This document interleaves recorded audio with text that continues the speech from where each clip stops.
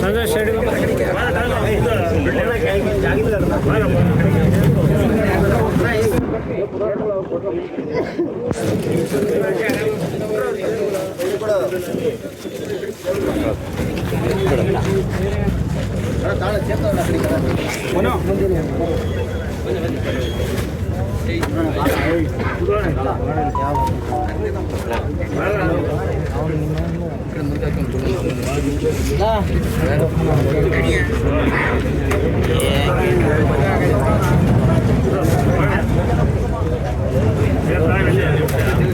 ಯಾರೋ ಮಾತಾಡಿ ಸರ್.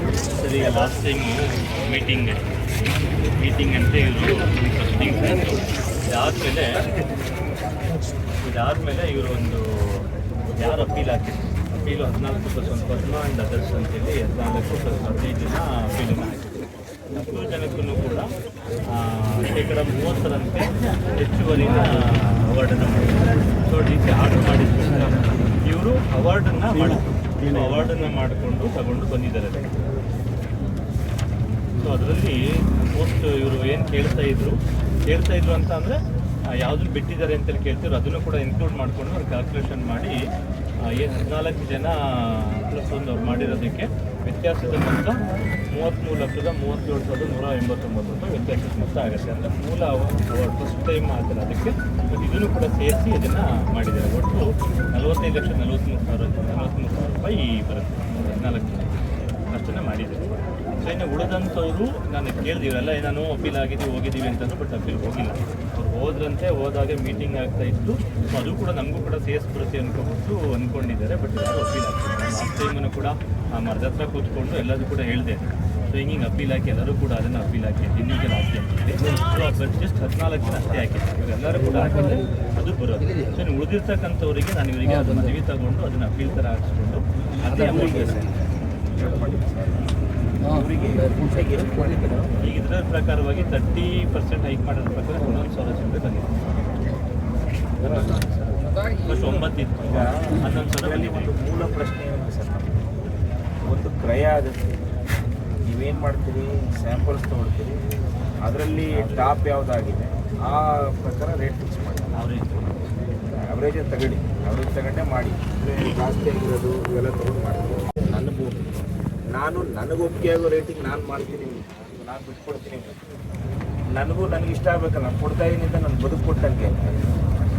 ನಾವು ಅದನ್ನು ಜಿಲ್ಲಾಧಿಕಾರಿಗಳ ಕಚೇರಿನಲ್ಲಿ ಎಲ್ಲ ರೈತರ ಸಮಕ್ಷಮ ಒಂದು ಮೀಟಿಂಗ್ ಆಗುತ್ತೆ. ಆ ಮೀಟಿಂಗ್ ಆದಾಗ ಒಪ್ಕೊಳ್ತಾರೆ ಅಧಿಕಾರಿಗಳು. ಯಾರು PDO ಬದಲಾಗಿರ್ಬೋದು, ಅವರೇ ಇರ್ಬೋದು, PD ಇದ್ದರೂ ಅವತ್ತು ಅಡ್ಮಿಟ್ ಮಾಡ್ಕೊಂಡ್ರು. ಇದು ಒಂದು ನಾವು ಕೇಳ್ತಿರೋದೇನು, ನೀವು ಫಿಕ್ಸ್ ಮಾಡಿದಂಥ ರೇಟು ನಾವು ಅವತ್ತು ಕೇಳ್ತೀವಿ. ಕುಂಟೆಗೆ ಅವತ್ತು ನಾವು ಕೇಳಿದಂಥದ್ದು 36,000. ಈಗ ನೀವು ನೋಟಿಸ್ ಕೊಟ್ಟು 2017-18 ಈಗಾಗಲೇ 2025-26ನೇ ಸಾಲ 3-4 ವರ್ಷದ ಮೇಲಾದರೆ ಹೊಸದಾಗಿ ತಾವೇ ನೋಟಿಫಿಕೇಶನ್ ಮಾಡಬೇಕು. ಎರಡನೇದು, ನಮ್ಮ ಬೆಂಡೆಕೆರೆನ ನೀವು ನಗರಕ್ಕೆ ಸೇರಿಸ್ಕೊತಾ ಇದ್ದೀವಿ. ಅದೇನೋ 5 ಕಿಲೋಮೀಟ್ರ್ ವ್ಯಾಪ್ತಿ ಈ ಲೆಕ್ಕಾಚಾರ. ಈಗ ನಮಗೆ ಹೊಸದಾಗಿ ನೋಟಿಫಿಕೇಶನ್ ಮಾಡಿಕೊಡುವಂಥದ್ದು ನಮ್ಮ ಇನ್ನೂ ಬೇಡಿಕೆ. ನೀವೇನಾಗಿದೆ ಸರ್, ನಾವು ಅಭಿವೃದ್ಧಿ ವಿಷಯದಲ್ಲಿ ಜಮೀನು ಬಿಟ್ಕೊಡೋಕ್ಕೆ ನಾವು ಸಿದ್ಧ ಇದ್ದೀವಿ. ನಾವೇನು ಬಿಟ್ಕೊಡಲ್ಲ ಅಂತ ಹೇಳ್ತಿಲ್ಲ. ಈಗಾಗಲೇ ರೈತರಿಗಾಗಿರೋ ಲಾಸ್ 3-4 ವರ್ಷ, ಹೆಚ್ಚು ಕಡಿಮೆ 5-6 ವರ್ಷನೇ ಆಯಿತು. ಬೆಳೆ ಬೆಳೀತಿಲ್ಲ. ಇವತ್ತು ಒಂದು ದಿನಕ್ಕೆ ದನ ಕರು ಬಿಟ್ಕೊಂಡು ಮೇವಾಗ್ತಿ. ಈಗ ಇಲ್ಲಿರೋ ಎಲ್ಲ ಇನ್ಕ್ಲೂಡಿಂಗ್ ಪೊಲೀಸ್ ಸ್ಟಾಫು ಸೇರಿ ತಮಗೆಲ್ಲರಿಗೂ ಸಂಬಳ ಬರುತ್ತಲ್ಲ. ನೀವು ಡ್ಯೂಟಿ ಮಾಡ್ತಾ ಇದ್ದೀವಿ, ನಾವೆಲ್ಲ ಡ್ಯೂಟಿ ಬಿಟ್ಟು ಬಂದಿದ್ದೀವಿ. ಈ ಥರ ನೀವು ಫೋರ್ಸ್ ತೊಗೊಂಡು ಬರೋವಂಥದ್ದು ಮೊದಲನೇದಾಗಿ ಏನು ನಮಗೇನು ಸರಿ ಕಾಣಲ್ಲ ಸರ್. ಇದು ನಾವೇನು ಪೊಲೀಸ್ ರಾಜ್ಯದಲ್ಲಿದ್ದೀವಿ, ಇಲ್ಲ ಪ್ರಜಾತಂತ್ರ. ನೀವು ಇದನ್ನು ಫಸ್ಟು ಒಂದು ನೋಟಿಸ್ ಕೊಟ್ಟು ಕರಿಬೇಕಿತ್ತು ರೈತರನ್ನ. ಇಲ್ಲಿ ನೀವು ಬಂದು ಎಕ್ಸ್ಪ್ಲೈನ್ ಮಾಡೋದನ್ನ ಸಣ್ಣ ಎಕ್ಸೈಸ್ ಆಫೀಸ್ಗೆ ಕರೆದು, ಇಲ್ಲ ಹಿಂಗೆ ಬೆಂಡೆಕೆರೆದು ಒಂದು ಸಮಸ್ಯೆ ಇದೆ, ಕುಂತ್ಕೊಂಡು ಮಾತಾಡೋಣ ಅಂತ ಕರೆದು ನಾವೆಲ್ಲ ಬಂದು ಮಾತಾಡ್ತಿದ್ವಿ. ಇವತ್ತು ಈ ದೃಶ್ಯ ನಿರ್ಮಾಣ ಮಾಡೋ ಅವಶ್ಯಕತೆ ಏನಿತ್ತು? ಯಾಕೆ ಈ ಥರ ಪೊಲೀಸ್ನವ್ರು ಬಂದು ನಿಂತ್ಕೋಬೇಕು ಊರ ಬಾಗಿಲಿಗೆ? ಏನು ಸಂದೇಶ ಕೊಟ್ಟಿದ್ದೀರಿ ಸರ್ ತಾವು ಅಧಿಕಾರಿ? ಕೊಡ್ತಿಲ್ಲ ಸರ್. ಈಗ ಈಗ ಇದನ್ನ ಮೊನ್ನೆ ಸರ್ವೇರ್ ಮೀನ್ಸ್ ಇವ್ರ ಆಫೀಸಿಂದ ಬಂದು ಅವರಿಗೆ ಇದರಂತೆ ನಿಮಗೆ ದುಡ್ಡು ಕೊಟ್ಟು ತಗೊಳ್ಳಿ ಅನ್ಕೊಂಬಿಟ್ಟು ಕೂಡ ಕೇಳಿದ್ದಾರೆ. ಅದಕ್ಕೂ ಕೂಡ ಅಲೋ ಮಾಡಿಲ್ಲ.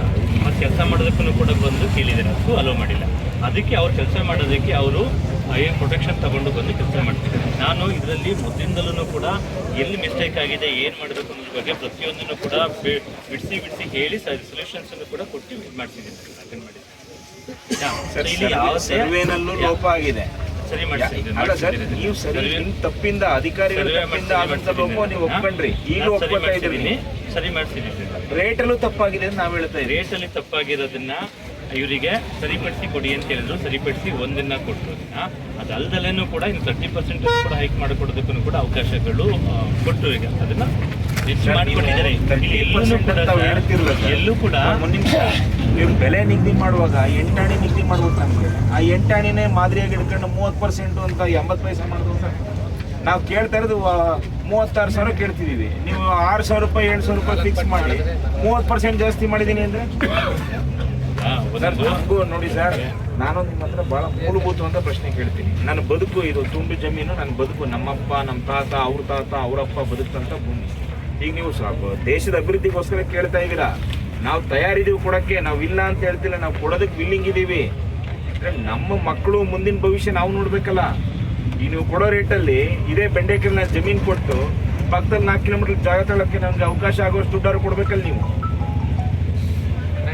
ಸರ್ ನಾವು 2016ರಲ್ಲಿ ಪ್ರಾಥಮಿಕ ಅಧಿಸೂಚನೆ ಆಗಿದೆ ಸರ್ ಈ ಯೋಜನೆಗೆ, ತುಮಕೂರು ಶಿವಮೊಗ್ಗ ರಸ್ತೆ 206ಗೆ.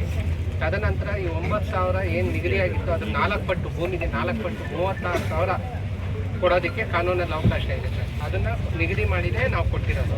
ತದನಂತರ ನಾವು 17 ಕೋಟಿ ಏನು ತೀರ್ಪಾಗಿತ್ತು ಸರ್, ಈ ಗ್ರಾಮಕ್ಕೆ 2.5 ಕಿಲೋಮೀಟರ್ಗೆ 15 ಹೆಕ್ಟೇರ್ ಭೂಪ್ರದೇಶ ಭೂಸ್ವಾಧೀನವಾಗ್ತಾ ಇದೆ ಸರ್ ಅಧಿಸೂಚನೆಯಂತೆ ಭಾರತ ಸರ್ಕಾರದಲ್ಲಿ.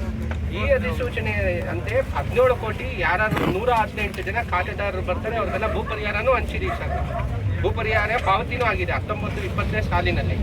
ತದನಂತರ ಯಾವುದೋ ಒಂದು ವಿಶೇಷ ಭೂಸ್ವಾಧೀನಾಧಿಕಾರಿ ತಯಾರಿಸಿ ನಿಗದಿಪಡಿಸಿದ ದರ ಅಸಮಾಧಾನ ಇದ್ದಲ್ಲಿ ಮಾನ್ಯ ಜಿಲ್ಲಾಧಿಕಾರಿ ಆರ್ಬಿಟ್ರೇಷನ್ ನ್ಯಾಯಾಲಯದಲ್ಲಿ ಮೇಲ್ಮನವಿ ಹೋಗೋದಕ್ಕೆ ಕಾನೂನಲ್ಲಿ ಅವಕಾಶ ಇದೆ ಸರ್.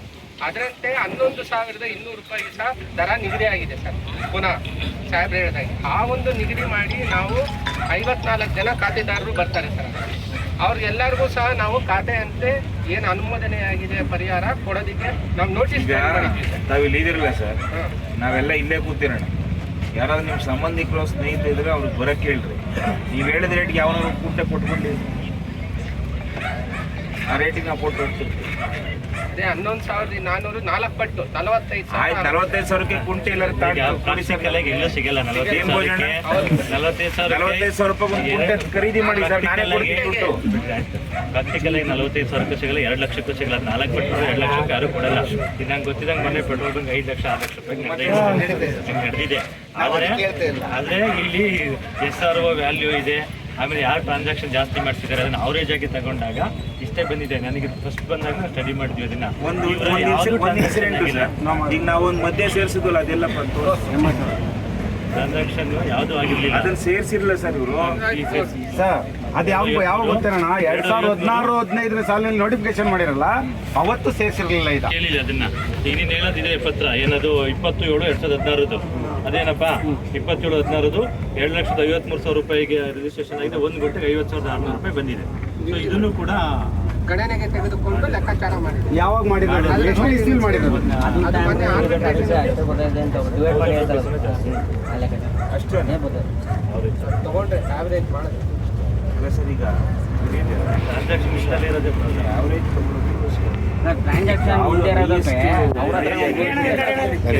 ಲೀಗಲ್ ಇರ್ತದೆ. ಅಲ್ಲಣ್ಣ, ಯಾವುದು ಹೈಯೆಸ್ಟ್ ಖರೀದಿ ಆಗಿರುತ್ತೆ ಅದ್ರ ಮೇಲೆ ಮಾನವೀಯತೆ ದೃಷ್ಟಿಯಿಂದ ನೀವು ಹಾಕೊಳ್ಳೋದು. ನೀವು ಯಾವ ರೇಟ್ ತೊಗೊಳ್ತೀವಿ ಅಂತ ಕೂತ್ಕೊಂಡ್ರೆ, ಈಗ ಕಾನೂನು ಪ್ರಕಾರ ಮಾಡಿದ್ರೆ ನಾನೊಂದು 5-6 ಪ್ರಶ್ನೆ ಕೇಳ್ತೀನಿ.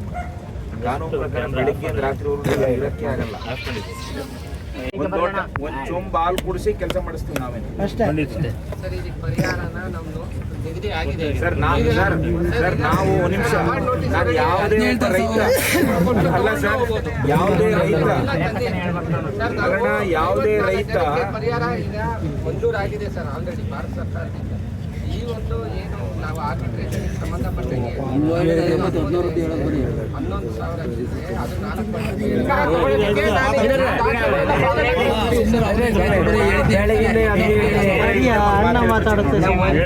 ಪಟ್ಟು ಈ ಗ್ರಾಮ ಜನಕ್ಕೆ ನಮಗೆ ಪ್ರಾರಂಭದಲ್ಲೇ ನೀವೇನು ಗ್ರಾಮ ಸಭೆ ಮಾಡಿ ಪ್ರಾರಂಭ ಮಾಡ್ತೀವಿ, ಅವತ್ತಿಂದನೂ ಅನ್ಯಾಯ ಆಗ್ತಾನೆ ಬಂದಿದೆ. ಖಂಡಿತ ಅನ್ಯಾಯ ಮಾಡಿ ಅದಕ್ಕೆ ಯಾವ ಪುಣ್ಯಾತ್ಮ ಕಾರಣ ನಾನು ಹೆಸರು ಇಷ್ಟಪಡಲ್ಲ. ಇಲ್ಲಿ ಅವನು ಈ ತಾಲೂಕಿನ ಜವಾಬ್ದಾರಿ ತಗೊಂಡವನು ಇಲ್ಲಿ ರೇಟನ್ನ ಫಿಕ್ಸ್ ಮಾಡಿಸ್ಕೊಡ್ಬೇಕಿತ್ತು. ಇದು ನನಗೆ ಸಂಬಂಧ ಇಲ್ಲ ಅಂತ ಎದ್ದೋದ. ಇವತ್ತು ರೈತರಿಗೆ ನೀವು 6,000 ಫಿಕ್ಸ್ ಮಾಡಿ 30% ಜಾಸ್ತಿ ಮಾಡಿದೆ, 40% ಜಾಸ್ತಿ ಮಾಡಿದೆ ಅಂತೇಳಿ 12,000 ತಂದು ನಿಲ್ಲಿಸಿದ್ದೀರಿ. ನಾವು ನಿಮಗೆ ಕೇಳ್ತಿರುವಂಥದ್ದು ನಮ್ಮಲ್ಲಿ 36,000 ರೂಪಾಯಿ ನಾವು ಕೇಳಿದ್ವಿ. ಜಿಲ್ಲಾಧಿಕಾರಿಗಳು ಈಗಿರೋ ಜಿಲ್ಲಾಧಿಕಾರಿಗಳ ಹತ್ರ ಹೋಗಿದ್ದಾರೆ. ಅವರ ಕಚೇರಿನಲ್ಲಿ ಹೋದಾಗ್ಲೂ ನಾವು ಇದನ್ನೇ ಮಾತಾಡಿ ಬಹಳ ಚರ್ಚೆ ಆದಾಗ ಒಪ್ಕೊಂಡ್ರು ಅಧಿಕಾರಿಗಳಲ್ಲಿ. ಇವರೇ ಸೈನ್ ಹಾಕಿರೋರು. ಅವ್ರು ವ್ಯತ್ಯಾಸ ಆಗಿದೆ ಅಂತ ಒಪ್ಕೊಂಡ್ರು. ನೀವು ಸರಿಪಡಿಸಿದ್ದಲ್ಲಿ ಜಂಟಿ ಸರ್ವೆ ಬಂದ್ರಿ, ಎಲ್ಲೋ ಜಮೀನಿದೆ ಎಲ್ಲೋ ರೋಡ್ ಇದೆ, ಯಾರು ತಪ್ಪದು? ನೋಟಿಸ್ ಏನು? ನೀವೀಗ ಬಂದ್ ಮಾಡ್ತಿರೋ ಕಾಮಗಾರಿ ಯಾವುದು? ಇದು ಒಂದು. ಮೂರನೇ ವಿಷಯ, ಇದೆಲ್ಲದಕ್ಕಿಂತ ಮುಖ್ಯವಾಗಿ ನೀವು ಅವತ್ತೇನು ಹೇಳಿದ್ರಿ ನಮಗೆ, ಇಲ್ಲ ನಾನು ಆಫ್ ದಿ ರೆಕಾರ್ಡ್ ಇಷ್ಟು ನಾನು ಮಾಡ್ಕೊಡ್ತೀನಿ ಅಂತ ಜಿಲ್ಲಾಧಿಕಾರಿಗಳು ನನ್ನ ಸಮಕ್ಷಮ ರೈತರ ಸಮಕ್ಷಮ ಎಲ್ಲರೂ ಇದ್ರೋಣ.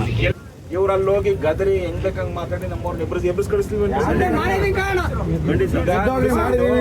ಇದು ರಾಜಕೀಯ ಕಾರಣಕ್ಕೆ ಯಾವುದೋ ಉದ್ದೇಶ ನಾವೀ ಬೆಲೆಗೆ ಬರೋಲ್ಲ. ಈಗ ಆರ್ಬಿಟ್ರೇಷನ್ ಅಲ್ಲಿ ಮತ್ತೊಂದಿರ್ಲಿ, ನಾವ್ಯಾಕ್ರಿ ಹೋಗ್ಬೇಕು, ನಾವ್ಯಾಕೆ ಕೋರ್ಟ್ಗೆ ಹೋಗ್ಬೇಕು, ನಾವ್ಯಾಕೆ ಕೋರ್ಟು ಕಚೇರಿ ಸುತ್ತಬೇಕು? ನನ್ನ ದೇಶಕ್ಕೆ ನಾನು ಜಮೀನು ಬಿಟ್ಕೊಡಕ್ಕೆ ತಯಾರಿದ್ದೀನಿ. ಆದರೆ ನನಗೆ ನ್ಯಾಯಯುತವಾಗಿ ನೀವು ಪರಿಹಾರ ಕೊಟ್ಟರೆ ನಾವು ಬಿಟ್ಕೊಡದೇ ಇರಕ್ಕೆ ನಾವೇ ಯಾರು ಬೇಡ ಅನ್ನೋದಕ್ಕೆ.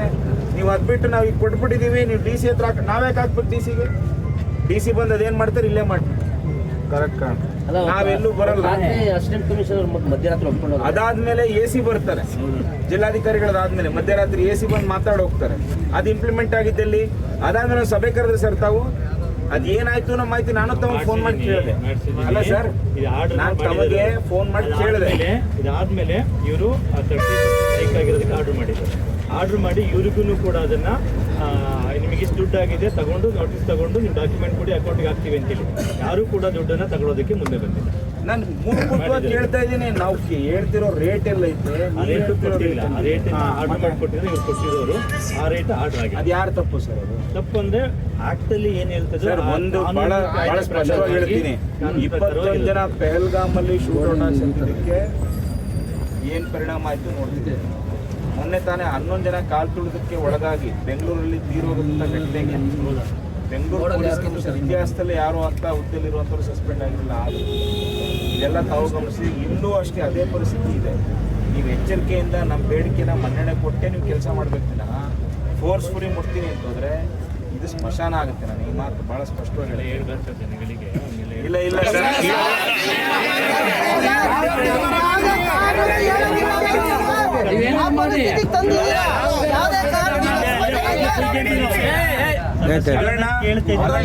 ನಮ್ಮ ಬದುಕುಗಳನ್ನ ಕಿತ್ಕೊಂಡ ಮೇಲೆ ನನ್ನ ಬದುಕು ನನ್ನ ಜಮೀನು 1 ಎಕರೆನೋ ಯಾರು ಇಲ್ಲೇನು ಜಮೀನ್ದಾರರಿಲ್ಲ.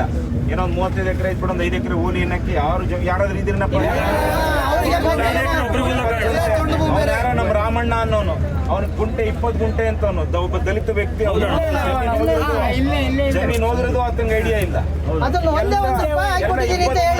ಮರ್ದವ್ರು ಇನ್ನೂ 1 ರೂಪಾಯಿ ದುಡ್ಡು ಬಂದಿಲ್ಲ. ರೋಡ್ ಮಾಡಲ್ಲ ಯಾರು ಹೊಣೆ ಇದಕ್ಕೆ? ಅಷ್ಟು ವರ್ಷದಿಂದ ಈಗ ನಿಮ್ಮ ಮಾತನ್ನ ನಂಬಿ ಆತ ಕೊಟ್ಟ ಒಬ್ಬ ದಲಿತ ರೈತ ಕೊಟ್ಟನಲ್ಲ, ಇವತ್ತವರೆಗೂ ಒಂದು ಮನೆ ಹೆಂಗ್ ನಡೀತಾ ಇದೆ ಅಂತ ಯೋಚನೆ ಮಾಡಿದ್ದೀನಿ. ಈ ಸ್ಮಶಾನ ಆಗದೆ ಇನ್ನೇನಾಗುತ್ತೆ? 11 ಜನ ಇದಾರೆ ಕಾರಣ 3 ಅಡಿ ಆಗ್ಲದಲ್ಲ 11 ಜನ ಇದಾರೆ ಪಾಪ. ಅವರು ಹೋಗಿ ನೋಡೋಗ್ರಿ ಅವ್ರ ಪರಿಸ್ಥಿತಿ ಏನಾಯ್ತು ಅಂತ. ಒಬ್ಬರಾರ ಹೋಗಿ ಅವ್ರ ಬಗ್ಗೆ ಏನೋ ಕೇಳಿದಾರೆ ಅಣ್ಣ?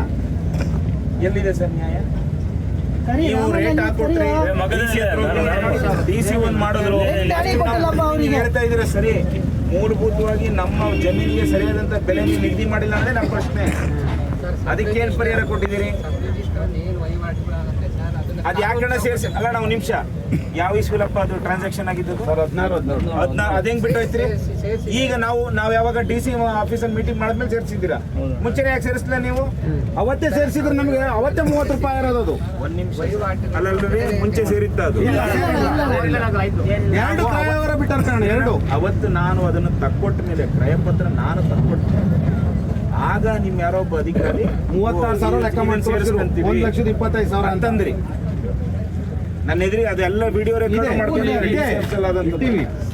ಮತ್ತೆ ಮುಂಚೆನೆ ಯಾಕೆ ಸೇರಿಸಲಿಲ್ಲ ನೀವು ಯಾರ ಕಾರಣ ಅದಕ್ಕೆ ಯಾರು ಚಿತಾವಣೆ ಕಾರಣ ಯಾರು ಒತ್ತಾಯದ ಮೇಲೆ ನೀವು ಸೇರಿಸಲಿಲ್ಲ ನೀವು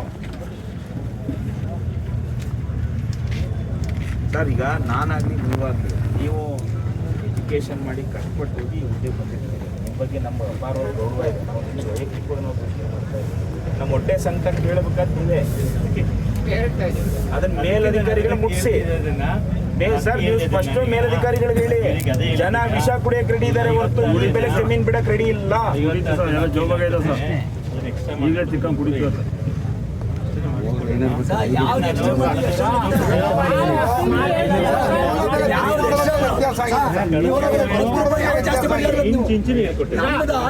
ಇವ್ರು ಮಾಡಿರೋದು ಮಾಡ್ಕೊಡಿ ಅವತ್ತು ಡಿ ಸಿ ಆಫೀಸರ್ ಮಾಡಿರೋದು ಮಾಡಿದ್ದಾರೆ ಕೇಳಿ ಗಾಡಿಲ್ಲ ಸರ್ ಅದು 1,36,000 ಸರ್ ಇವ್ರು ಮಾಡ್ಕೊಟ್ಟಿರೋದು ಅವತ್ತು 11 ಜಿಲ್ಲೆ ಕೊಡ್ಬೇಕಾಯ್ತು 11 ಜಿಲ್ಲೆ 9 ಜಿಲ್ಲೆ ಕೊಟ್ಟು 2 ಜಿಲ್ಲೆ ಅದನ್ನ ಹೈಕ್ ಮಾಡೋದು ನೀವು ಯಾವ 1 ರೂಪಾಯಿ ಕೊಡಲ್ಲ ಕೊಡ್ತೀವಿ ಯಾವ ರೈತರು ಮಗಳೇ ಅಂತಾರಲ್ಲ ಅಲ್ಲ ಮತ್ತೆ ಪಾಪ ಅಧಿಕಾರಿ ಜಿಲ್ಲಾಧಿಕಾರಿಗಳು ಅವ್ರಿಗೂ ಹೊಟ್ಟೆ ಉರಿತು ಅವ್ರು ಹೇಳಿದ್ರು ಆದ್ರೆ ಆಮೇಲೆ ಯಾವತ್ತವ್ರು ನಮ್ಮನ್ನು ಬರಕ್ಕೆ ಕೇಳ್ತಾರೆ ಡಿ ಸಿ ಆಫೀಸ್ಗೆ ಅವತ್ತಿಲ್ಲೊಬ್ಬ ಪುಣ್ಯಾತ್ಮ ಕೂರಿಸ್ಕೊಂಡಿದ್ದ ಮೇಡಮ್ ಅಲ್ಲಿ ಕಳಿಸ್ದೆ ಅವ್ರಿಗೆ ಏನ್ ತಲೆಗೆ ಎಣ್ಣೆ ಹಚ್ಚಿದ್ನೋ ಅವ್ರು ಹೋಗಿ ಅಲ್ಲಿ ರೇಗಿ ನಮ್ಮ ರೈತರನ್ನ ವಾಪಸ್ ಕಳಿಸ್ತಾರೆ ಇಲ್ಲಿ ಇಲ್ಲೇ ಇದ್ರೆ ಸಾಕ್ಷಿ ಅದು ಸರ್, ನೀವು ಬಹಳ ಸ್ಪಷ್ಟವಾಗಿ ಹೇಳಿ ಇಲ್ಲ ಅವ್ನ ಅಪ್ಪನಹಳ್ಳಿ ಬಿಳೆನಹಳ್ಳಿ 20 ಎಕರೆ ಜಮೀನ್ ತಗೊಂಡ್ ಮನೆ ತಾನೆ ಅದು ಎಲ್ಲಾರ್ಗೂ ಒಂದೊಂದು ಎಕರೆ ರಿಜಿಸ್ಟರ್ ಮಾಡುವಂತ ಬೆಂಡೆಕಾಯಿ ಜಾಗ ಈಗ ಬೆಂಗಳೂರು ಸೈಟ್ ತಗೊಂಡವನು 8 ಕೋಟಿ ರೂಪಾಯಿ ಕೊಡುವನ್ರಿ ನಮ್ಗೊಂದು ಅಷ್ಟು ಕೊಡ್ತೀವಿ ನಾವು ನಮ್ಮನ್ನ ದೌರ್ಜನ್ಯ ಮಾಡಿ ತಗೊಳ್ಳೋಕೆ ಸಾಧ್ಯ ಇಲ್ಲ ನೀವು ದಯಮಾಡಿ ಮನೆಗೆ ಅವಾಗ ತಾಂಬಿಟ್ಟಾರ ನಾವು ಕೊಡೋದಿಲ್ಲ ಅದು ಸೂಟ್ ಕೇಸ್ಗಳು ಓದ್ವಲ್ಲ ಸರ್ ರೈತರ ದುಡ್ಡೆಲ್ಲ ಅವಾಗ ತಾಂಬಿಟ್ಟಾರ ಅಂತ ನಾವು ಯಾವ ಕಾರಣಕ್ಕೂ ಬಿಟ್ಬಿಡಲ್ಲ ಸರ್ ನೀವು ಪೊಲೀಸ್ ಫೋರ್ಸ್ ಹಾಕಿ ಸುಮ್ಮನೆ ನಮ್ಮ ನೆಮ್ಮದಿ ಹಾಳು ಮಾಡಬೇಡಿ ದಯಮಾಡಿ ನೀವು ತೆರವುಗೊಳಿಸಿ ನೀವು ವಾಪಸ್ಸು ಬೇರೆ ಕೆಲಸ ಕಾರ್ಯಗಳು ನೋಡಿ ಸಾಕಷ್ಟಿದೆ ಈಗ ನಾವು ದನ ಕರು ಕಟ್ಟಬೇಕು ಹಾಲು ಕರಿಬೇಕು ನಾವು ಬದುಕು ಕಟ್ಕೊಬೇಕು ರೈತರಿಗೆ ಆಗಿದ್ದೀರಾ ಅನ್ನೋ ಆತಂಕ ಈಗ ನನ್ನ ಬೆಳಗ್ಗೆ ನಾನು ಪೂಜೆ ಮಾಡೋದ್ರಲ್ಲ ಇಲ್ಲಿ ಬಂದಿದ್ದಂಗಲ್ಲ ಕೇಂದ್ರ ಸರ್ಕಾರ ನೀವು ಸ್ಪಷ್ಟವಾಗಿ ಹೇಳಿ ಸ್ವಾಮಿ ಮೇಲಧಿಕಾರಿಗೆ ನಮಗೆ ಇಲ್ಲಿ ಡೇ ಒನ್ನಿಂದನೂ ಕೂಡ ರಾಜಕೀಯ ಪಿತೂರಿ ಕಾರಣಕ್ಕೆ ಬೆಂಡೆಕೆರೆ ಗ್ರಾಮದ ಸುತ್ತಮುತ್ತಲ ರೈತರಿಗೆ ಅನ್ಯಾಯ ಆಗಿದೆ ಅವ್ರು ಒಪ್ತಾ ಇಲ್ಲ ಈ ಬೆಲೆಗೆ ನೀವು ತಿಳಿಸ್ಕೊಡಿ ನೀವೇ ಮೇಲೆ ಹಾಕೋತೀರಾ ಆಮೇಲೆ ಈ ಸರ್ಕಾರ ಇದೆಯಲ್ಲ ಸ್ವಲ್ಪ ವ್ಯತ್ಯಾಸ ಆದರೆ ತಹಶೀಲ್ದಾರ್ ಸಸ್ಪೆಂಡ್ ಅಲ್ಲ ಸರ್ ಅವತ್ತು ನೀವು ಅಲ್ಲಿ ಹಾಸನಲ್ಲಿ ಒಪ್ಕೊಂಡ್ರಲ್ಲ 1,26,000 ಬಂತಲ್ಲ ಆ ಮಾತಿನ ಸುಳ್ಳ ನಿಜ ಹೇಳಿ ಸಭೆ ಒಳಗೆ ಹೇಳ್ರಿ ಈಗ ನೀವು ಹೇಳಿ ಸರ್ ಅದು ಕೇಳೋಣ ನಾವು ನಿಮ್ಮಲ್ಲಿ ಒಪ್ಕೊಂಡ್ರೆ ಹೇಳಿ ಸರ್ ನೀವು ಒಪ್ಕೊಂಡಿಲ್ಲ ನೀವು ಒಪ್ಕೊಂಡಿಲ್ಲ ಸರ್ ನೀವು ಮಾತಾಡಿ ಸರ್ ನೀವೀಗ ಇನ್ನೊಂದು ಸೂಜಿ ಹಾಕಿರೋ ಸ್ಪೆಷಲಿಂಗೇಷನ್ ಮಾಡಿದ್ರು ಬೇರೆಯವ್ರಿಗೂ ಯಾವ್ದ ಕಾರಣಕ್ಕೂ ಬಿಟ್ಕೊಡೋದು ಇದೊಂದು ಮಾಡಿರಲ್ಲ ಇವ್ರಿಗೂ ಒಂದ್ ಮಾಡ್ಯಾರ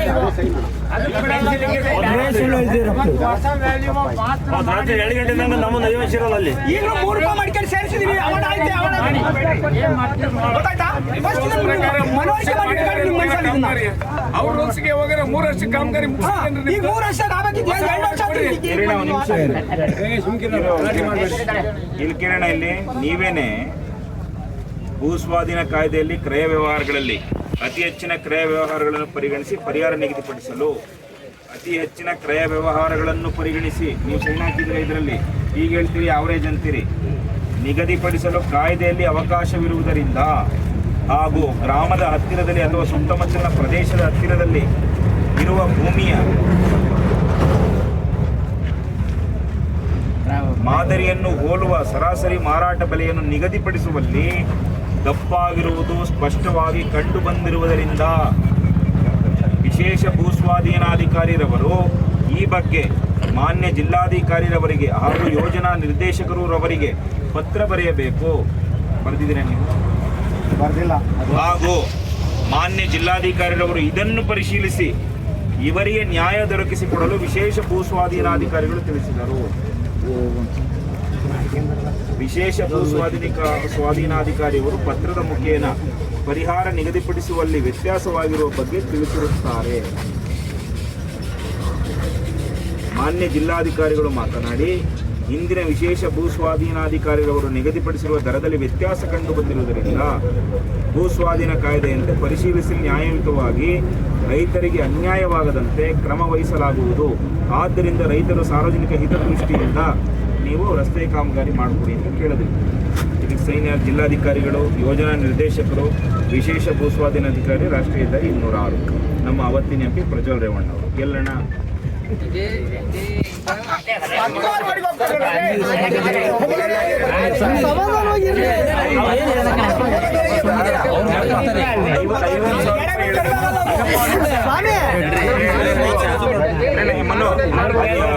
ಹೈಯೆಸ್ಟ್ ಕ್ರಯ ಆಗಿದೆ ಎಷ್ಟಪ್ಪ? ಅದು 2016 ಆಗಿತ್ತು ಅಲ್ವೇನಣ್ಣ? ನೀವು ಇಲ್ಲಿ ಹೇಳ್ತೀರಿ ಭೂಸ್ವಾಧೀನ ಕಾಯ್ದೆಯಲ್ಲಿ ಕ್ರಯ ವ್ಯವಹಾರಗಳಲ್ಲಿ ಅತಿ ಹೆಚ್ಚಿನ ಕ್ರಯ ವ್ಯವಹಾರಗಳನ್ನು ಪರಿಗಣಿಸಿ ನೀವು ಮಾಡ್ಬೋದಿತ್ತಲ್ರಿ. ನೀವೇ ಬರ್ಕೊಟ್ಟಿದ್ರಿ, ನಾವು ಟೈಪ್ ಮಾಡಿದ್ದೀವಿ. 17/1/2024 ಸಂಜೆ 6 ಗಂಟೆಗೆ ಮಾನ್ಯ ಜಿಲ್ಲಾಧಿಕಾರಿಗಳು ಹಾಗೂ ಮಾನ್ಯ ಪ್ರಜ್ವಲ್ ರೇವಣ್ಣರವರು ಲೋಕಸಭಾ ಸದಸ್ಯ ಹಾಸನ ಇವರ ಸಮಕ್ಷಮದಲ್ಲಿ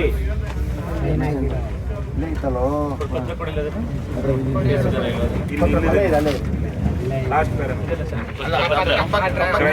92,000 ಅದು 5 ಕ್ವಿಂಟಲ್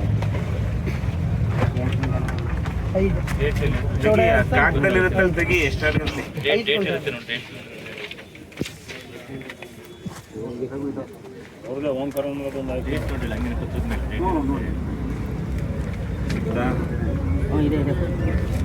ಡೇಟ್ ಹೇಳು ಸರ್, ಕೊಡಿಲ್ಲ. 16-17 6/4/2009 ದಿನಾಂಕ ಬರೀ 16-17-785 27/7/2016 ಮೊದಲು ಇದೆಯಾ ನಂತರ ಇದೆಯಾ ನೋಡಿ. 27/7/16 27/7/2016 ಅದೇ ಜಾಗ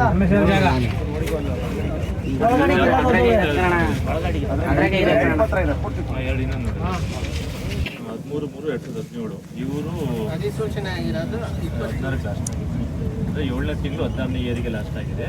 ಇದಕ್ಕೆ ಹೆಂಗೋ 7 ದಿನ ಒಳಗಡೆ ಇದೆ. ಇದು 7 ದಿನ ಒಳಗಡೆ ಕನ್ಸ್ಟ್ರಕ್ಷನ್ ಮಾಡಿದ್ದಾರೆ. ಇದು ಆಮೇಲೆ ಆಗಿದೆ.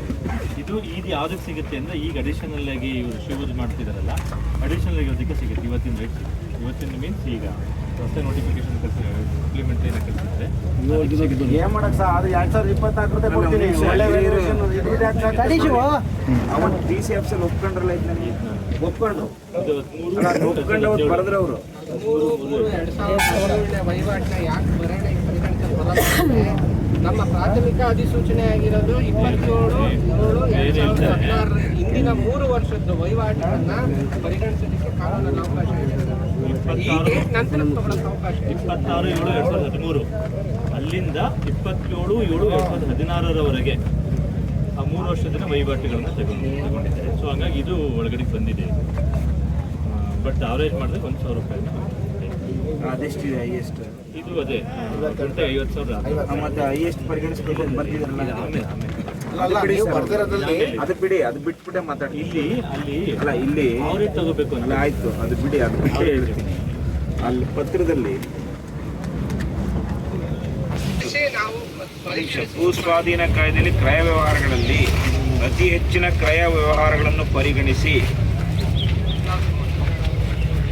ಇಲ್ಲಿ ಬರಿಬೇಕಿತ್ತಲ್ರಿ, ಯಾವರೇಜ್ ಅವತ್ತು ಸ್ಪಷ್ಟವಾಗಿ DC ಆಫೀಸಲ್ಲಿ 1,26,000 ಬರುತ್ತೆ ಹೇಳಿದ್ಮೇಲೆ ನಾವು ಅಲ್ಲಿ ಕೆಲಸ ಮಾಡಕ್ ಬಿಟ್ಟಿದ್ದೇವತ್ತು. ಇಲ್ಲ, ನಾವು ಇದು ಬರ್ತಿರ್ಲಿಲ್ಲ. ನೀವು ಯಾಕೆ ಅದನ್ನು ಮರೆ ಮಾಡ್ತಾ ಇದ್ದೀರಿ? ವಿಡಿಯೋ ಪ್ಲೇ ಮಾಡ್ಬೇಕಾ? ಯಾಕೆ ಅದನ್ನು ನೀವು ತಡೆ ಹಿಡಿತೀರಿ? ಅದನ್ನು ತಡೆ ಹಿಡಿದಂಥ ಪುಣ್ಯಾತ್ಮ ಯಾರು? ರಾಷ್ಟ್ರೀಯ ಹೆದ್ದಾರಿ ಕಾಯ್ದೆ ಪ್ರಕಾರ ಸರ್ ನೀವು 3 ವರ್ಷದ ಒಂದು ನಿಮಿಷ ವಹಿವಾಟದಲ್ಲಿ ಕಾಯ್ದೆ ಮಾತಾಡಿದ್ರೆ ಒಂದು ಮಾತಾಡ್ತೀನಿ ಸರ್. ತಗೊಂಡಿದ್ದೀವಿ. ಈಗ ನಾನು ನನ್ನ ಭೂಮಿ ನನ್ನ ಹಕ್ತಾನೆ, ಸಂವಿಧಾನ ನನಗೆ ಮೂಲಭೂತವಾಗಿ ನನಗೆ ಹಕ್ಕು ಕೊಟ್ಟಿದೆ ಸರ್, ನನ್ನ ಭೂಮಿ ಅಂತ ಹೇಳಿ ಕೊಟ್ಟಿದೆ ಇಲ್ವಾ ಹೌದು, ಸರ್? ಸಂವಿಧಾನಿಕ ಮತ್ತೆ ನನಗೆ ನೀವು 1:4 ಯಾಕೆ ಹೇಳ್ತಾ ಇದ್ದೀರಾ ಅಂತಂದ್ರೆ ನಾನು ಸಮಾಧಾನವಾಗಿ ಜಮೀನು ಕೊಡ್ಲಿ ಅಂತ ನೀವು ನನಗೆ ಹೇಳ್ತಿರೋದಲ್ವಾ ಇದನ್ನ? ಮತ್ತೆ ನೀವು ನಿಗದಿ ಮಾಡಿದಂಥದ್ದು ಸರಿ ಇಲ್ಲ ಅಂತಲೇ ನಮ್ಮ ಪ್ರಶ್ನೆ. ನಾವೇ ಯಾಕೆ ಹೋಗ್ಬೇಕು? ನಾವು ಹೋಗಲ್ಲ, ಮೇಲ್ಮನವಿಗೆ ನಾವು ಹೋಗಲ್ಲ, ನಾವ್ಯಾಕೆ ಹೋಗ್ಬೇಕು? ಅದಕ್ಕೆ ಯಾಕೆ ಯಾವನ್ನ ಆಟೋಗ ಅದೇ ನಮ್ಮನ್ನು ಓದು ಬರಲ್ಲ ರೀ. ಬೆಳಗ್ಗೆ ಎದ್ರೆ ಹಾಲು ಕರಿತೀವಿ, ಡೈರಿಗೆ ಹಾಕ್ತೀವಿ, ಅಷ್ಟೇ. ಉಳುಮೆ ಮಾಡ್ತೀವಿ, ಬೆಳೆ ಬೆಳಿತೀವಿ, ಕೊಡ್ತೀವಿ ನಿಮಗೆ. ನಾವ್ಯಾಕೆ ಹೋಗ್ಬೇಕು ಅಲ್ಲಿಗೆ? ಒಂದು ನಿಮಿಷ, ಇಲ್ಲಿ ಬರ್ದಂಗೆ ಭೂಸ್ವಾಧೀನಾಧಿಕಾರಿ ತಪ್ಪಾಗಿದೆ ಅನ್ನೋದಾದ್ರೆ ಸರಿ ನೀವೇ ಮಾಡಿ, ನಾವ್ಯಾಕೆ ಹೋಗಿ ಸರಿ ಮಾಡ್ಕೊಬೇಕು? ನೀವೇ ಇದೇನು ಅರ್ಜಿ ಕೊಡಬೇಕು, ಕೊಟ್ಟು ಮಾಡ್ಕೊಳ್ಳಿ, ಬರ್ದಿದ್ರಲ್ಲ. ಇದಕ್ಕೇನು ಉತ್ತರ ಕೊಡ್ತೀರಿ? ಇದಕ್ಕೆ ಅವರೇ ಕೂತ್ಕೊಂಡು ಟೈಪ್ ಮಾಡಿದ್ವು ಈಗ ಯಾರಾದ್ರೂ ಮಾಡಿ ಸೈನ್ ಹಾಕೋರಲ್ಲ. ಟೈಪ್ ಮಾಡಿದ್ರಲ್ಲ ಎಲ್ಲ ಸಭೆಯೊಳಗೆ ಓದಿರೋದು ಅವತ್ತು ಏನ್ರಿ ಸರ್? ಹೌದೌದು. ಮತ್ತೆ ಎಲ್ಲ ಆದ್ಮೇಲೆ ಹೊರಗಡೆ ಬಂದು ಓದಿರೋದು ಅವತ್ತು ಮೀಟಿಂಗ್ ಮಾಡ್ಕೊಂಡು ಒಳಗಡೆ ಕಾನೂನು ಚೌಕಟ್ಟಲ್ಲೇ ನಾವು ಮಾಡಬೇಕಾಗುತ್ತೆ. ಸರ್ ನೀವು ಪ್ರಾಮಾಣಿಕವಾಗಿ ದಕ್ಷತೆಯಿಂದ ಮಾಡಿರೋ ನಾನು ಎಲ್ಲರೂ ಕೂಡ ನಾನೊಂದು ಮಾತು ಹೇಳ್ತೀನಿ, ನಾವೆಲ್ಲರೂ ಕೂಡ ದೇಶ ಪ್ರೇಮಿಗಳೇ ಇಲ್ಲಿರೋರು. ಯಾರಾದ್ರೂ ಈ ಭಾರತ್ ಮಾತೆ ವಿರುದ್ಧವಾಗಿದ್ರೆ ನಮ್ಮ ಎಲ್ಲ ದೇಶ ಪ್ರೇಮಿಗಳೇ, ನಾವೆಲ್ಲರೂ ದೇಶ ಪ್ರೇಮಿಗಳೇ. ನಾವು ಈ ರಾಷ್ಟ್ರಕ್ಕೆ ಸ್ವಾತಂತ್ರ್ಯ ಬಂದಾಗ್ಲಿಂದನೂ ಅದಕ್ಕೂ ಮುಂಚಿಂದನೂ ಈ ಭೂಮಿನಲ್ಲಿ ಜೀವನ ಕಟ್ಕೊಂಡು ಬಂದಂಥ ಕುಟುಂಬಗಳೇ ಇಲ್ಲಿರುವಂಥದ್ದು. ಸ್ವಾತಂತ್ರ್ಯ ಬಂದಮೇಲೆ ನಮ್ಮಲ್ಲೂ ಎಷ್ಟೋ ಸ್ವಾತಂತ್ರ್ಯ ಹೋರಾಡಿದವರು ಇದ್ದಾರೆ, ಬೆಂಡೆಕೆರೆಯಲ್ಲಿ ಮತ ಕಳ್ತಾ ಬಂದಿದ್ದೀವಿ. ನಾವು ಈ ದೇಶದ ಎಲ್ಲ ಹಕ್ಕು ಮತ್ತು ಕರ್ತವ್ಯಗಳನ್ನ ನಿಭಾಯಿಸ್ಕೊಂಡೇ ಬಂದಿದ್ದೀವಿ. ನಾವಿಲ್ಲಿ ಕೇಳ್ತಾ ಇರುವಂಥದ್ದು, ನಮಗೆ ಅತಿ ಹೆಚ್ಚು ಕ್ರಯ ಆಗಿರುವಂಥ ಉದಾಹರಣೆ ಆ ರೀತಿ ಕನ್ಸಿಡರ್ ಮಾಡಿ ನಮ್ಗೆ ಕೊಡಿ. ನಾವು ಆರ್ಬಿಟ್ರೇಷನ್ ಮತ್ತೊಂದು ನಾವು ಹೋಗೋದಿಲ್ಲ. ನಾವ್ಯಾಕೆ ಹೋಗ್ಬೇಕು? ಇಲ್ಲ, ನೀವು ದಯಮಾಡಿ ಈಗ ಇಲ್ಲಿಂದ ಎಲ್ಲ ತೆರವುಗೊಳಿಸಿ, ನೀವು ವಾಪಸ್ ಹೋಗಿ ಮೇಲಧಿಕಾರಿಗಳಿಗೆ ಯಾರು ಇದ್ದಾರೆ ಅವ್ರಿಗೆ ತಿಳಿಸಿ. ಇದು ಪೊಲಿಟಿಕಲಿ ಮೋಟಿವೇಟೆಡ್ ಹೈಡ್ರಾಮಾ ಇದೆ ಅಷ್ಟೇ, ಇನ್ನೇನು ಇಲ್ಲ. ಇದು ಯಾರೋ ಒಬ್ಬ ಅವನ ಕುತಂತ್ರಕ್ಕೆ ರೈತರು ಸಿಗಬಾರ್ದು ಅಂತೇಳಿ ಜಿಲ್ಲಾಧಿಕಾರಿಗಳು ಪಾಪ ಒಪ್ಕೊಂಡು ಹೋದ್ರು. ಅವರು ಒಪ್ಕೊಂಡ ಮೇಲೆ ಎದ್ದು ಬಂದಿದ್ದೀವಿ ನಾವಲ್ಲಿ. ಇಲ್ಲ, ನಮ್ಮ ಅನ್ಅಫಿಷಿಯಲ್ ಆಗಿ ಹೇಳಿಲ್ವೇನ್ರಿ? ಹೇಳಿದ್ರು ಅವರು, ನಾನು ಅಷ್ಟು ಕೊಡ್ತೀನಿ, ನೀವು ಧೈರ್ಯವಾಗಿ ಹೋಗ್ರಿ ಅಂತಂದ್ರು. ನಿಮ್ಮ ಸಮಕ್ಷಮದಲ್ಲೇ ಹೇಳಿದ್ರು. ಹೌದು, ಯಾವ ಕಾರಣದ ಕೈಗಳು ಯಾವ ಹಂಗಾರೆ ತಪ್ಪಿಸ್ತಾ ಹೋದನ ತಪ್ಪು ಮಾಡಿರೋದು ನಿಜ. ಆಮೇಲೆ ನೋಡಿ, ಬೆಳಿಗ್ಗೆಯಿಂದ ನೀವು ಮಾಡಿದಂಥದ್ದು ಏನಾಗಿದೆ, ಇಲ್ಲಿ ಯಾರಿಗಾರು ಒಬ್ರಿಗೆ ಹೃದಯಾಘಾತ ಆಗೋ ಮತ್ತೊಂದೇನಾದ್ರು ದುರ್ಘಟನೆ ಸಂಭವಿಸಿದ್ರೆ ನೀವೇ ಕಾರಣ. ಈ ಒತ್ತಡ, ಈ ಟೆನ್ಷನ್ ನಮಗೆ ತರಬೇಡ್ರಿ. ಏನು ಪೊಲೀಸ್ ರಾಜ್ಯನ ಇದು? ನೀವು ದಯಮಾಡಿ ಈ ಕ್ಷಣ ಖಾಲಿಯಾಗಿ ಇದೆಲ್ಲಕ್ಕೂ ಕ್ಲಾರಿಫೈ ಕೊಡಿ. ನೀವು ಅದೇನು ಸಂಬಂಧಪಟ್ಟಂತ ಜಿಲ್ಲಾಧಿಕಾರಿಗಳು ಇಲ್ಲೇ ಬಂದು ಕೂತ್ಕೊಳ್ಳಿ. ಅವರು ರೈತನ ಮಗಳಿದ್ದೀನಿ ಅಂತ ಹೇಳಿದ್ದಾರೆ, ಮಾಡ್ಕೊಡ್ಲಿ. ನಮ್ಗೆ ನ್ಯಾಯವಾಗಿ ಏನು ಬೇಕು ಅದನ್ನು ಕೊಡ್ಲಿ. ಮೀಟಿಂಗ್ ಮಾಡಿ ಅಲ್ಲ ರೀ, ಸೇಂದಿವನನ ರೈತರು ಕೊಡಿ ಅಂತಾರೆ. ಇದು ಟೌನು ಹಳ್ಳಿನೂ ನಮ್ಗೆ ಗೊತ್ತಾಗಲ್ಲ ಅಂತೀರಾ? ರೈತನ ಕೊಡೋದಾದ್ರೆ, ರೈತನ ಭೂಮಿ ಕಿತ್ಕೊಳ್ಳೋದಾದ್ರೆ ಇಲ್ಲ ಇದಿಷ್ಟೇ ಅಂತೀರಾ? ಇದು ಯಾವ ನ್ಯಾಯ? ಇದು ಅದೆಲ್ಲ ಪಕ್ಕ ಹಿಡ್ಕೊಂಡ್ಬರ್ತಾರೆ. ಯಾವ ನ್ಯಾಯ ಇದಣ್ಣ? ಏನ್ ತಹಶೀಲ್ದಾರ್ ಸಾಹೇಬ್ರೆ, ಸೇಂದಿವನದ ಯಾವುದೋ ಒಂದು ರೈತರು ಮಾಡ್ಕೊಡೋದಕ್ಕೆ ಟೌನ್ ಲಿಮಿಟ್ಸಿಗೆ ಬರುತ್ತೆ, ನಮ್ಗೆ ಹೊಲ ಇದೆ ಅಂತ ನಮ್ಮ ಅಧಿಕಾರಿಗಳು ಅದ ಇತ್ಯರ್ಥ ಮಾಡಲ್ಲ. ಅದಕ್ಕೆ ಟೌನ್ ಅಂತೀರಾ? ರೈತರು ಕೊಡೋದಾದ್ರೆ ಟೌನು, ರೈತರಾದ್ರೆ ಕಿತ್ಕೊಳ್ಳೋದಾದ್ರೆ ಇಲ್ಲ ಹಳೆ ಲೆಕ್ಕ 2014 4 ಕಿಲೋಮೀಟರ್ ಅಂತ ಬಂದಿದೆ ಅಂತ ಕೊಡ್ತಾರೆ.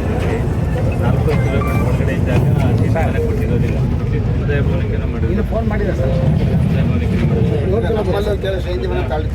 ಉಳುಮೆ ಮಾಡ್ತಾರೆ ಮೇಲೆ ಇರೋದಕ್ಕೆ ತಡೆ ಹಿಡಿದಿದ್ದೀರಿ. ಕಿಲೋಮೀಟರ್ಗೆ ಬಾರ್ಡಲ್ಲಿ ಸಪ್ರೇಟ್ ಅದನ್ನ ಸರ್ ಈಗ ಇಷ್ಟೇ, ದಯಮಾಡಿ ಮೇಲಧಿಕಾರಿಗಳು ತಿಳಿಸಿ. ನಮಗೆ ನಮ್ಮ ಬೇಡಿಕೆಯ ಪರಿಹಾರದ ಹಣ ನೀವು ಇವತ್ತೇ ಕೊಟ್ಟರೆ 36,000, ಇನ್ನೂ ಸ್ವಲ್ಪ ದಿನ ಹೋದ್ರೆ 10 ಲಕ್ಷನೂ ಕೇಳ್ತೀನಿ.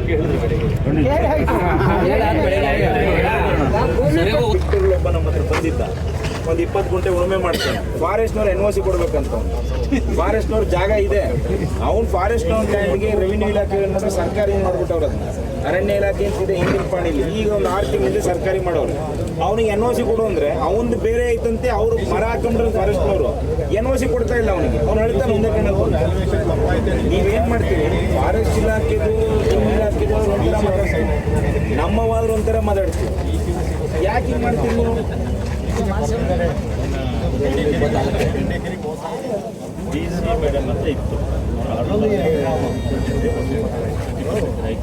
ಸರ್ ನೀವು ಪರ್ಸೆಂಟೇಜ್ ಹೇಳಲೇಬೇಡ್ರಿ, ಮೂಲಭೂತವಾದ ಪ್ರಶ್ನೆ ಅಲ್ಲ ಸರ್.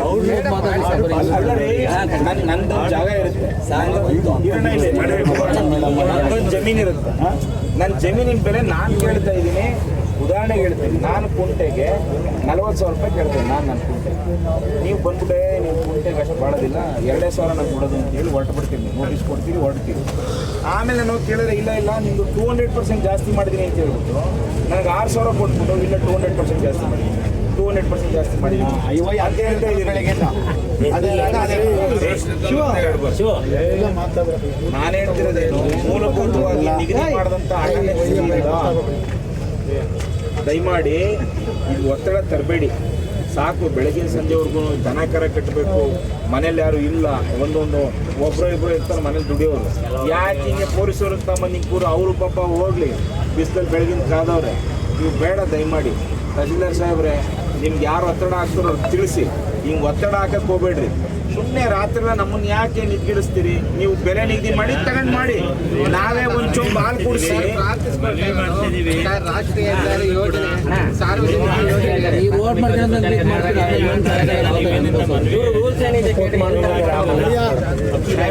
50 ಜನ ಅಪೀಲ್ ಹಾಕಿ, ಅದಕ್ಕೂ ನಾನು ಬೆಳಿಗ್ಗೆ ಆಗಲೂ ಸಜೆಷನ್ ಕೊಡ್ತೇನೆ.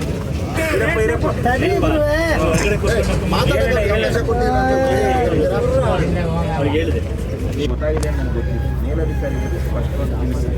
ಅವ್ರ ಡಿಮಾಂಡು ಕುಂಟೆಗೆ 36,000 ರಿಂದ 40,000 ಇಟ್ಕೊಂಡಿದ್ದಾರೆ. ಕುಂಟೆಗೆ ಅಷ್ಟು ಮಾಡಿಕೊಟ್ರೆ ನಗ್ನಗ್ತಾ ಒಂದು ಚೊಂಬು ಹಾಲು ಕೊಟ್ಟು, ಬೇಕಾದ್ರೆ ಸಗಣಿ ನೀರು ಹಾಕಿ ರಂಗೋಲಿ ಬಿಟ್ಟು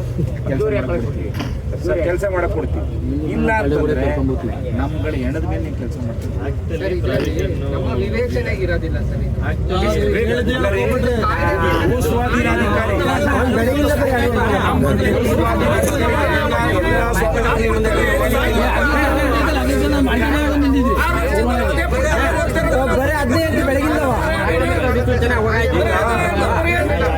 ಒಂದು ನಿಮಿಷ.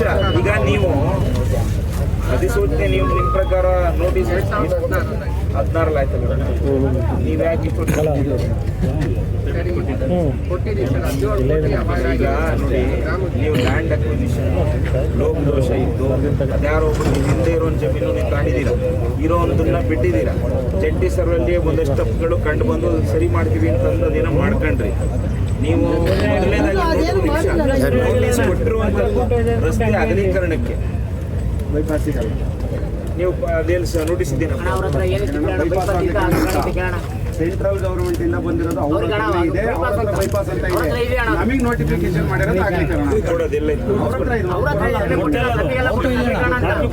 ವರದಿ ಕೊಡ್ತೀವಲ್ಲ, ಅದು ಅಪ್ಲಿಕೇಶನ್ ತೆಗೆದುಕೊಳ್ಳಿ. ಗೌರ್ಮೆಂಟಲ್ಲಿ ನೋಡಿ. ಸೊ ಹಾಗಾಗಿ ಆ ಸರ್ವೆ ನಂಬರ್ಗಳು ಬಂತು ಅಂತ ಅಂದರೆ ಅದು ಇನ್ಕ್ಲೂಡ್ ಆಗಿದೆ.